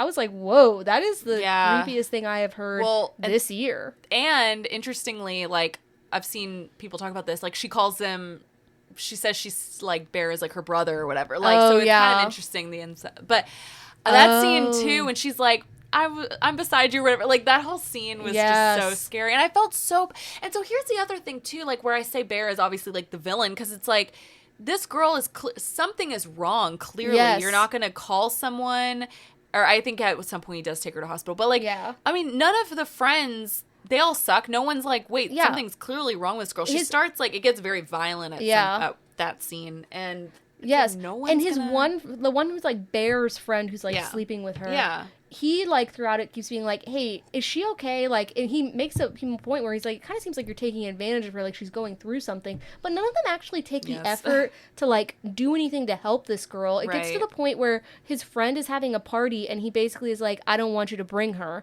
Even though Nikki is his friend, too. But it's just like she's like, you know, you guys are codependent or whatever. I was like, this girl needs help. You guys can clearly see it. Yeah. And she's your good friend. It just made me really sad for her. I felt so sad for her, especially in the very last scene. I was just like, God, what's going to happen after this? Yeah. Like, but it sounded like she had no one. Right. Oh, yeah. What was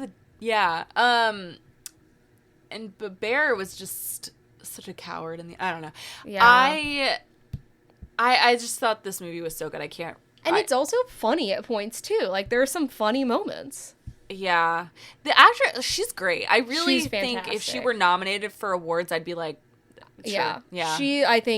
I can't wait to see what she does next. Because I keep thinking, Matthew actually just watched Weapons again recently, and I was like, yeah, I get why, like, Amy Madigan won for this movie. Yeah. I think it was kind of a weak category this year, but I also am like, that's fine that she won. I'm glad that people from horror movies are being recognized now. However, I do think, like, I feel like it's too late. Like, there's movies where I wish that people were nominated in the past, and now I feel like they're kind of just, like, not over-nominating, but it's like, I don't know. I'm like, there's other horror movies that I just really wish had been recognized before. Yeah. But this was up there, for sure. Yeah, I was, like, pleasant. And I was going to tell you that, it, like, I had a fun scare with it, but also it legitimately scared me where, like, you know, Poe wakes me up at 3 in the morning all the time to go to the bathroom. Not. And I also sometimes go to the bathroom at 3 in the morning with her, not in the yard, but in a bathroom. Yeah. And I was just, like, using the bathroom, and, like, kind of, like, the door to the bathroom was open. It's just, like, a dark, long hallway downstairs, and it was just made me think, I was like, God, what if, like, something like I just kept picturing, like, Nikki coming out of it, and it really scared me. No, it's so scary. I told you, like, that's my fear, is, like, the way that she was filmed in the corner of the room, and she shuffles across her, that is so scary to me. Yeah. It's my ultimate, like, nightmare. Her body work was good. Great. Yeah, body tea.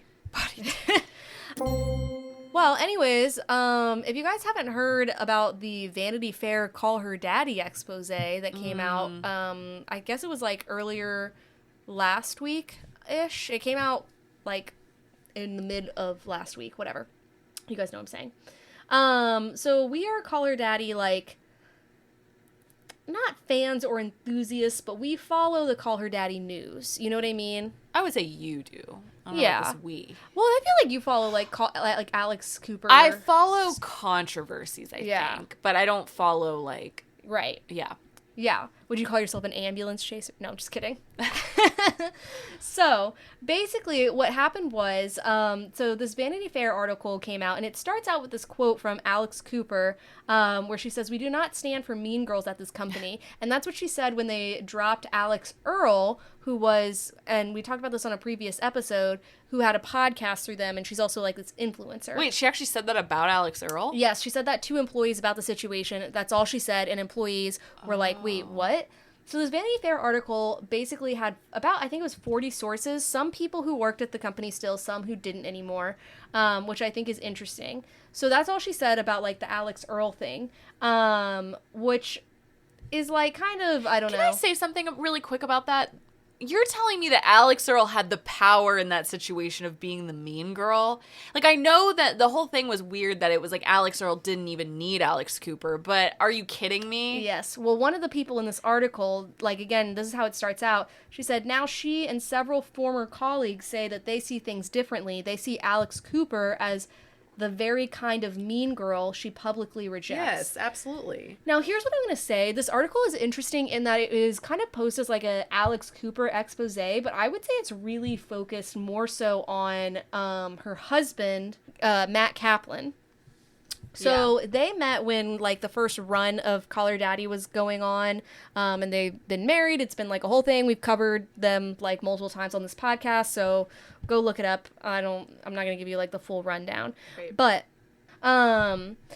what's interesting is also, like, around this time that Alex Earl was dumped, Dave Portnoy, who also loves to just, like, stick his little nose into things all the time, he makes me so mad because I'm like, he just has so much commentary on everything. I was like, I thought this was a stupid comment. He basically said at the time, this was around when Alex, like, revealed that she was pregnant. He said, what a trump card, because you're off limits. Once you're pregnant, all the haters gotta zip it. Which is, like, one, not true, and two... It's not true, but I will say I kind of did not have the same thought. Really? I was like, I feel like once you're pregnant, people become even, like, mom-shaming, mom-hate type of thing. No, I see it as, like, people, like, here's a distraction. Oh, I'm pregnant now. Like, I'm not saying, obviously that's not, I'm sure she didn't get pregnant. Like, that's obviously not what it was, but I will say I did have the thought of, like, now she's posting, like, maternity photos and, like... Because it was around the time that, like, news sources were leaking that her and Matt Kaplan were maybe, like, having some issues or whatever, which I don't know. Again, that's all, like, alleged. But, so basically, this interview talks about how, like, people who worked there described a company where Alex is both a talent, but where the executive decisions are made by, Matt Kaplan... Which is so crazy to me because it is like a girl, like, it's the whole thing is like a girl power. Yes. She has literally gone so far. Alex Cooper has said there's no men at this company by design.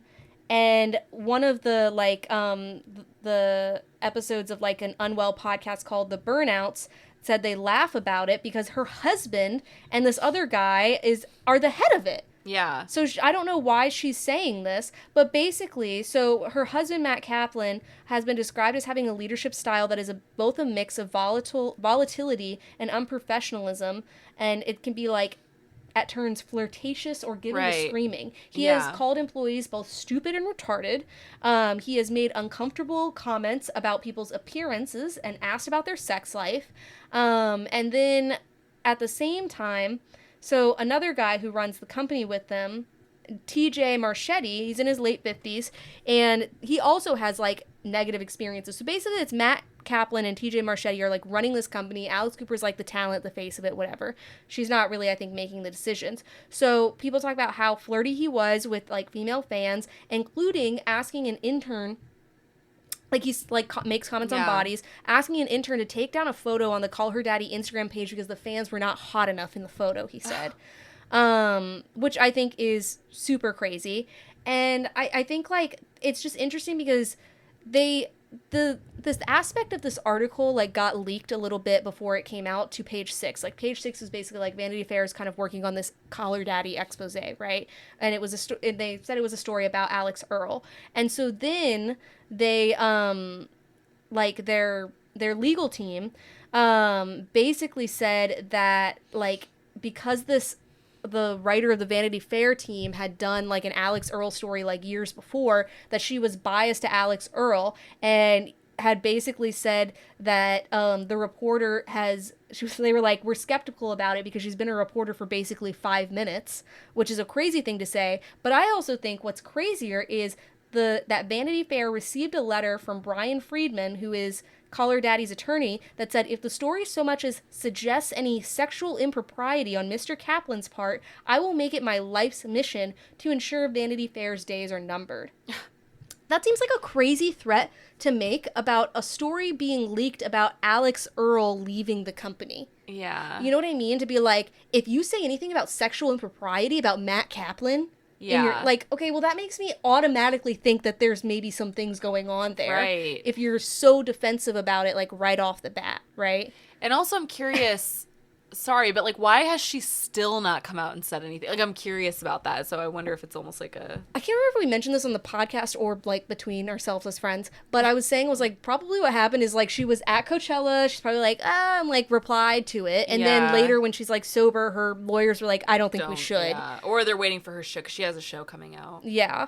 So, some of the employees have said that they view, like, Kaplan as, like, Alex Cooper's puppeteer, and he said things like, you need to help me get Alex out of the house and into these meetings. I don't give a fuck if she's sitting on the couch eating hot Cheetos all the time while I'm over here running her company. Oh. Which kind of doesn't make sense as a quote anyways, but also is just like, yeah, I could see that, because that was kind of like her call her daddy in the beginning, kind of like... He just said, I want to get her out of the house, but then he said, I don't care if she's sitting on the couch eating Cheetos. I think he's saying, like, I don't give a fuck.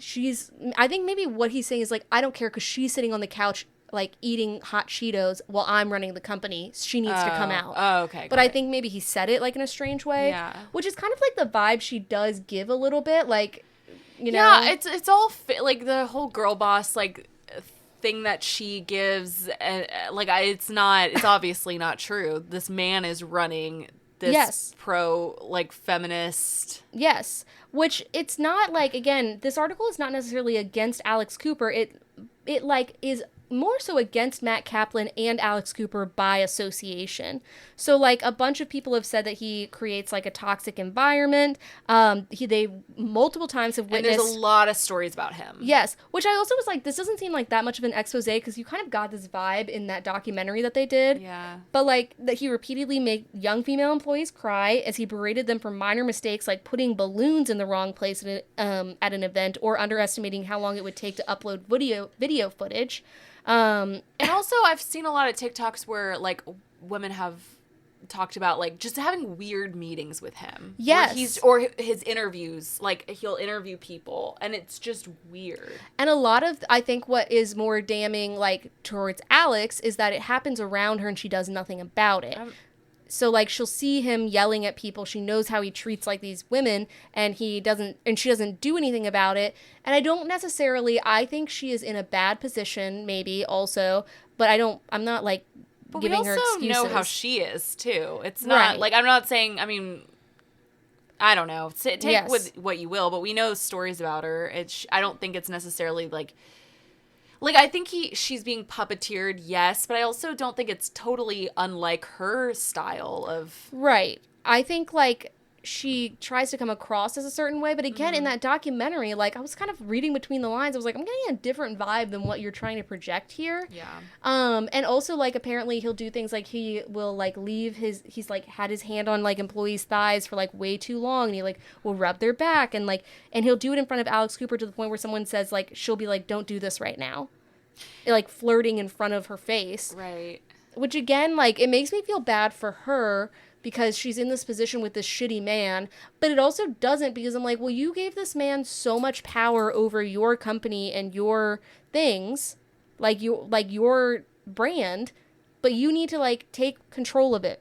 Like, take it back from this man. Well, I think it just shows back to, like, her and, Sophia, of just, like, who was really the talent of the talent and the brains of the operation. Right. Right? I mean, because she wasn't, like, she was not the funny person of the thing, of the two. So it's almost like she has to have somebody else running her stuff. Because it was like, when her and Sophia were together, I got the vibe, like, Alex did all the, like, background, like, whatever. Yeah. But she was also very young, so I'm like, I guess, like, her business savvy could only take her so far. And then she met Matt Kaplan, who then, like, I think was the one who was like, you should do this deal with whatever sports. But Sophia was the one who was like, the branding. Yeah. I think, like, people have even said, like, you know, the unwell media, like, Sophia was the one who used to, like, say, like, the unwell jokes. That's the craziest one to me. I know we're not really talking about this right now, but that's still insane that, like, she uses unwell. Right. When it wasn't even her who said that. Right, exactly. And, like, again, and so they tie up this whole article by talking about, again, after Alex Earl left, Kaplan makes this suggestion. There's like this event that Alex Earl was supposed to present at. He says we should bring in Alex Earl's college nemesis. An employee commented that was a little bit of mean girl of him, and he said, I'm the biggest mean girl of them all. So, like, that's the vibe that's, like, bringing to the company. Again, it wasn't, like, some crazy expose type of thing, but it was just interesting where it's just, like, yeah, I think, like, this whole, like, podcast empire that we're randomly obsessed with, like, people are projecting her to be, like, the next Oprah type of thing. And it's, like, it's interesting, like, people who are fans of her even have started to say, like, they get kind of tired of her podcast being like, oh, my God, I'm obsessed. Like, I'm actually obsessed with that, like, all the time. And, like, her interviewing style and that sort of thing. But then you peel back the layers and it's like very clearly, I think, this facade of like girl power, but it's not. It's me power. Yeah. You know? Allegedly. Yeah. They're going to take us down like Vanity Fair. Yeah. Which is crazy because it's going to, what did they say? They were like, I'm going to make it like Vanity Fair never exists. I'm sure you're going to do that. Vanity Fair? I don't even know who you are. Yeah. Like Vanity Fair. I'm pretty sure they have like, they have pretty good lawyers. They're yeah. fine. So I just thought that was interesting. And I do think like, maybe it's a little, she flew too close to the sun too fast. I don't know. But I think like this is what happens when you don't like rein these men in at women companies. Right. Well, it's ultimately like her personality and her specific, just the way that she is, got her to where she is. But also, I have never gotten the vibe that she's a nice person. Like, I'll just be honest. Like, okay, maybe she's funny. People like her interviews. I personally don't. I think she's actually an awful interviewer. Yeah. But I also, from that, I think, like, she's not, like, I don't get the appeal. Like, I don't think she stands out more than any others. She doesn't stand out more than any others, but also I just don't get, like, that she's a good person. I don't think she seems nice to me. She does seem like a mean girl. Yeah. She doesn't seem like the type who's like, I want to uplift other women. No. But she seems like she knows that, like, is what her brand should be. I think she'd be threatened by other women. And that's always how I saw the Alex Earl thing. I was like, there is not room for the two of them. There's just not. But also, I mean, it was interesting when the whole Alex Earl thing came out. I think, like, our initial, at least my take initially, I was like, wow, interesting for her to call her out and just be like, okay, address it. I know I did nothing wrong. I thought that was interesting, but now I'm like, yeah. I don't know. It just seems like, and again, this is not the point of the article, but like you think about Alex Earl as a talent, and it's like she was trying to like make it on her own for like she'd had like these vlogs and stuff. They just weren't taking off until she like paired herself with Sophia. Yeah. And then it took off. And then off of that success, she went on her own and was able to like kind of propel herself forward. But it's like, well, you wouldn't, if you hadn't had like Sophia and then dropped her, then, you know, I think if you really were like into like, I want to raise up like women and like help, like you would maybe give the credit where the credit's due to this person that helped you build the basis of your now empire, but you never do. I don't think she thinks like that. No, she doesn't. And whatever, that's fine. I mean, that's the difference. Like, I think, again, like I said, it's how she gets to where she is by having that cutthroat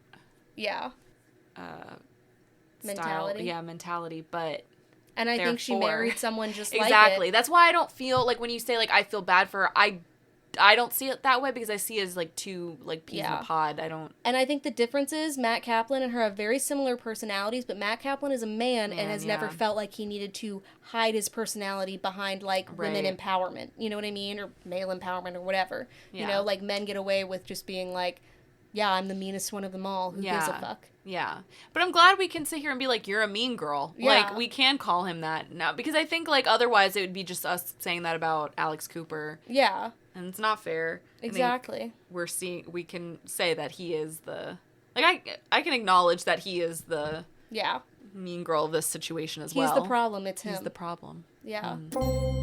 So on a less lighter note, we just kind of want to touch on something a bit more sad today. There were a few deaths this past week in the entertainment world that I think were pretty shocking for different reasons. So one was Oliver Tree, he was a singer, songwriter, and rapper. And sort of an internet icon. But he passed away in a helicopter crash in Rio de Janeiro on June 14th. That's crazy. Yeah, he and 6 others died after their helicopter collided with another helicopter. He was only 32 years old.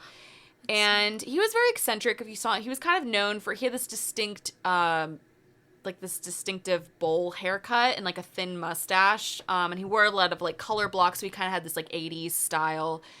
And his song "When I'm Down" went viral in 2017, and that's kind of how he rose to fame. And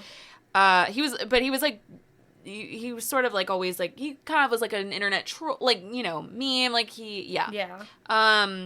and he also had songs "Life Goes On" and "Miss You," and he was known for his comedy. Like, he was very funny, and he had just begun a world tour with his most recent show in Brazil on June 6th, and he was scheduled to perform in Portugal on July 1st, and he was due to play in like Glasgow, Manchester, and London later this year, and it's just happened suddenly, and it was just so shocking, and I think a lot of people, you know, 32 is young. It's very young. It was really sad. I knew less for his music and more just like for his internet personality, I think.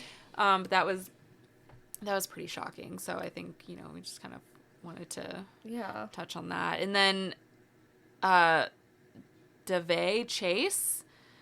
So both deaths are shocking and tragic, but this one just like really upset me in just a different way. So Daveigh Chase is probably most known for, she's the voice of Lilo in Lilo and Stitch and Samara in The Ring.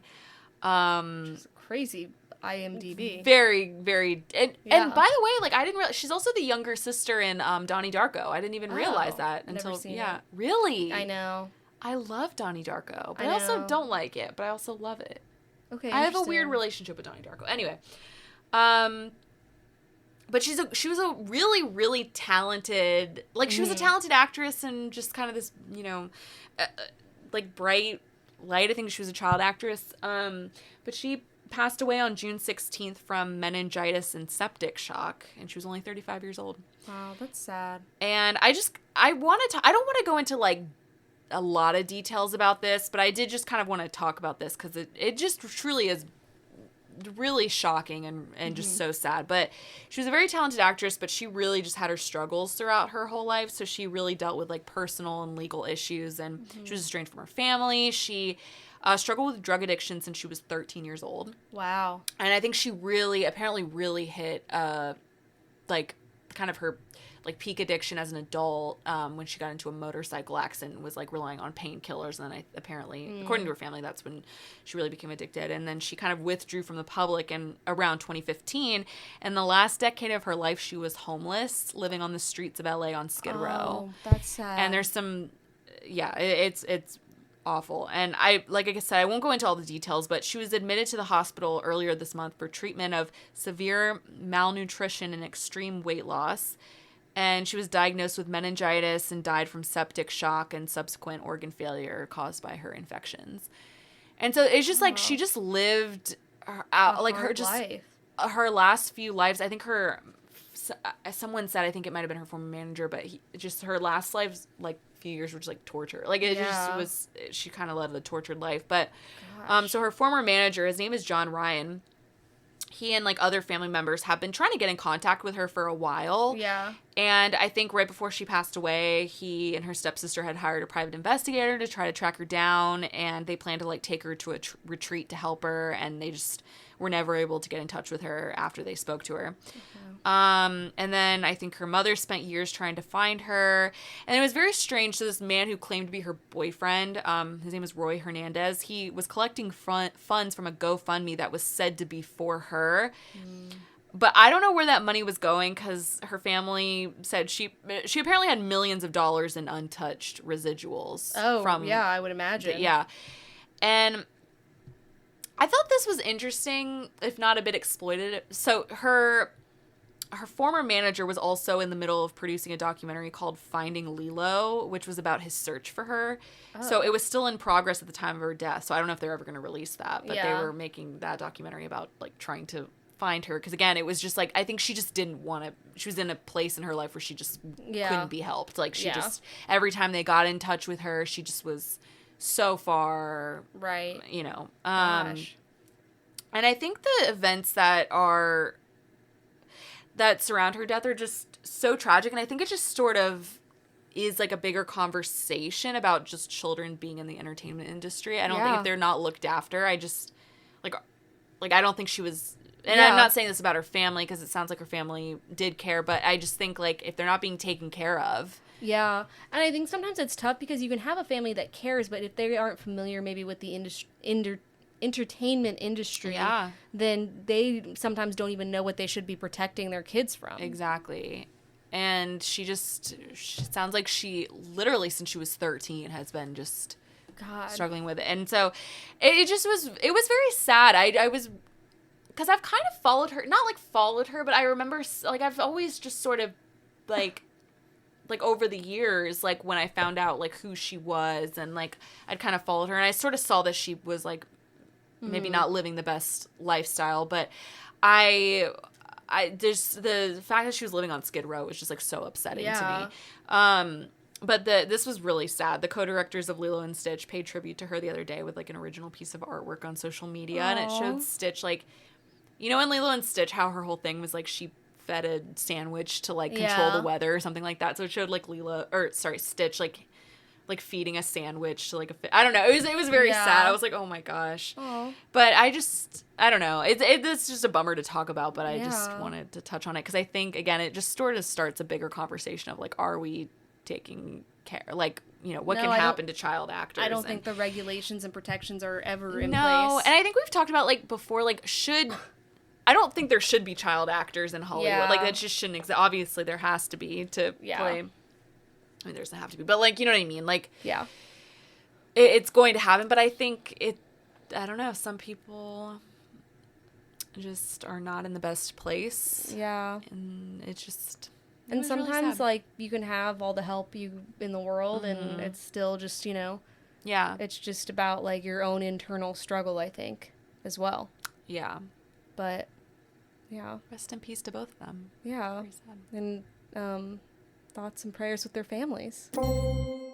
But on a happier note, I guess, we've been covering Dua Lipa's wedding festivities.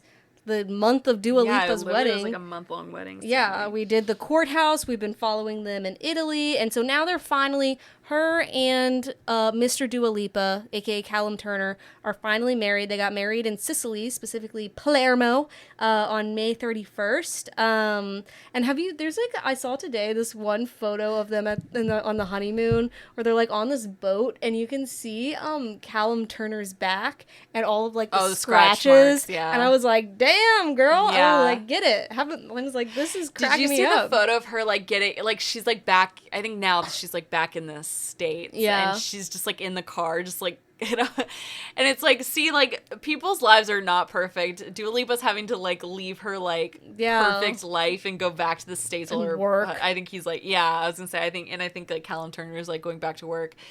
And it's just on like, that Purge Day sex movie. That's already been filmed, but he probably has to go do press for it. Yeah.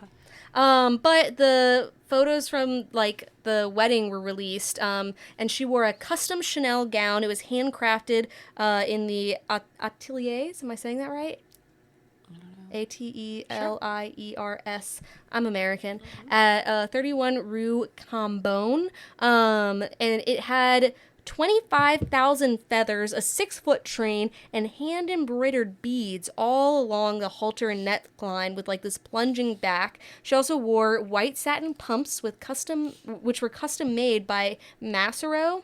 And then so at the welcome party, she wore this like feathered Bottega Veneta dress, which was also beautiful. I mean, overall, it looked amazing. I'm glad it finally happened. It felt like the wedding of the century. God, I bet it was the best wedding. I bet it was, because they seem like fun and chill, but also like they're going to give you a 12-set Le Creuset gift or whatever it was. Well, and also like, do you think she played her own music? No. Oh, like levitating? I'm sure yeah, one maybe. I know. I've never heard levitating at a wedding before, so no. It was at our wedding. Oh, I'm sorry. That's okay. I didn't hear it. I requested it. I definitely played, but I mean, whatever. Maybe for like a second. Yeah. I bet it was like a sample of the song and then I went into it. Yeah. I know Elton John was there and he sang your song. So I told you that. Yeah. Yeah, I know it. My source is Molly Golson. Yeah. Because we were like, is Elton John there? And he was. He was. Was Charlie XCX there? Yeah, she was, yeah. Here's the thing. Have you seen the photo of them on their first date? No. Oh my gosh. It's like, if you compare that photo to like them being married, you're just like, wow. It's like such a good photo. It's Well, like her just like looking into his eyes at a dinner table. It's like, obviously it's a paparazzi photo. They probably called them there. But like still, like it's just such a like, you look at that photo, it's from like a few years ago, and she's just like looking at him like, she's on a date with Callum Turner. I'm sure you like heard how like they started, like they met, right? The book thing. Yeah, which I think is very cute. You know me. It's just like right out of a rom-com. Do you believe it? Sorry. I don't know. Well, I think that's why I'm like making that video. I think they kind of like knew each other but hadn't like talked a lot beforehand, you know? And then like eventually they realized they were on the same page or same chapter of the same book or whatever in a public space, whatever. Lucky Dua Lipa, as always. Oh my god. Taking things from me. Anyway. Do Alexa. Yeah. Shout out. But Let's get this going. Yeah. Let's make her famous. No one's talking about the Sicilian anger that came out of this, okay? Sicilians were upset because they were like, you're turning this place into a circus. For like 2 seconds. I know. Come on now. It's fine. It's Dua Lipa. It's fine. I'm sure she brought a lot to that economy. It also feels like just the season of celebrity weddings. Tom finally confirmed that him and Zendaya are married. Shocker, we all knew, but at least he admitted it. Yeah, he was, because it came up, like, somebody asked him in an interview, like, did your family and friends fall for the AI photos? Yeah. Great question, because it got a confirmation. He said, no, they were all there, so they know. Yeah. It's like, And that does sound like the way to get it out of Tom. I don't know why I'm because it's like, just admit that you guys were married. It was a strange thing to keep a secret. And they're doing press together. I don't know. It's kind of weird. The whole thing is weird. I don't know. Yeah. But I love them, obviously. But I'm just like, why not just say it? Yeah, we're married. Yeah. And then, as we know, the Taylor Swift wedding may or may not be coming up. I read this. I'm confused by that still. I read this New York Times article where I guess a bunch of fans thought that it was happening like in Connecticut, like this, or I think Connecticut, or maybe Rhode Island, I don't know, where she like owns a house. And so they all like descended there for the weekend because they thought like she was getting married there. She wasn't. Apparently they loved the town, so they were like, this is great. But here's my theory. So you know, everyone thinks that it's like going to be Madison Square Garden on July whatever it is. I'm like, I wonder if that's a decoy. I wonder if she's been like, she actually does want something a little bit more private. So I like would think her being on the Graham Norton couch and being like, everyone's going to be invited. It's going to be a big deal. And then like planning these like Madison, like even like, I think it was the mayor of like New York City. No, not the mayor. Someone who does something in New York City was like, made a joke like, we've got a lot coming up in July, including Taylor Swift's wedding or whatever. And people have said like, oh, like, it's because, like, the security can be really good or whatever. Yeah, that's such an ugly... Why would you... No. But people keep saying, why wouldn't you do a prettier venue? I'll be honest, I think she has the money to make that venue look like anything she wants. But no. And people have said it's because you can go... it's, like, one of the only venues where you can enter from underneath. So no one knows. Like, you can go into a tunnel, like, on another road or something and like enter. However, I'm like, what if it's all a decoy? So then we're all like focused on this thing and she actually is having a small intimate wedding in like Alberta, Canada or something. You know what I mean? Oh. Which doesn't feel very hard to have a small intimate wedding. I mean, Newport would be the ideal wedding. Yeah, location. I thought it was supposed to be at the Breakers for some reason, but that seems like a lot, but maybe. And also I think about how she was like, when she was saying it was going to be a huge wedding and everyone would be invited, I'm like, okay, well, if you've gotten, like, save the dates and, like, the invites, I'm like, that would be the amount of people you were saying we're going to invite. That'd be hard to, like, keep tapped down. I feel like we'd have, like, more leaks and info by now. You really mentioned something that stressed me out, and I'm not even there. For her wedding, like, Lena Dunham and Jack Antonoff will both be there. Oh, yeah. And Margaret Qualley. There's, like, I think Lord. It might have been Nylon. I can't remember what magazine did it, but it was, like, all the, like, interesting social conundrum circles that will, like, be at the wedding, which was really interesting. I was like, I forgot, like, some of these people dated. That was the only one I can think of. What else? Like, Harry Styles and Zoe Kravitz will be there, because her and Zoe... are good friends, but she also dated Harry Styles. Why would Harry Styles be there? Because Zoe Kravitz is one of Taylor Swift's, like, good friends, and they're engaged. Oh, but then what's the, like... But Harry and Taylor dated. Oh, I see. Yeah, so there's, like, a lot of, like, weird things like that. That seemed fake to me. I don't think of that as real. But that's true. So, I mean, it's just, like... What's weird is I don't consider this to be wedding season, like summer, but I guess it kind of is. July is an interesting month. Yeah. So we'll see when it happens. I guess. I am interested to see her dress.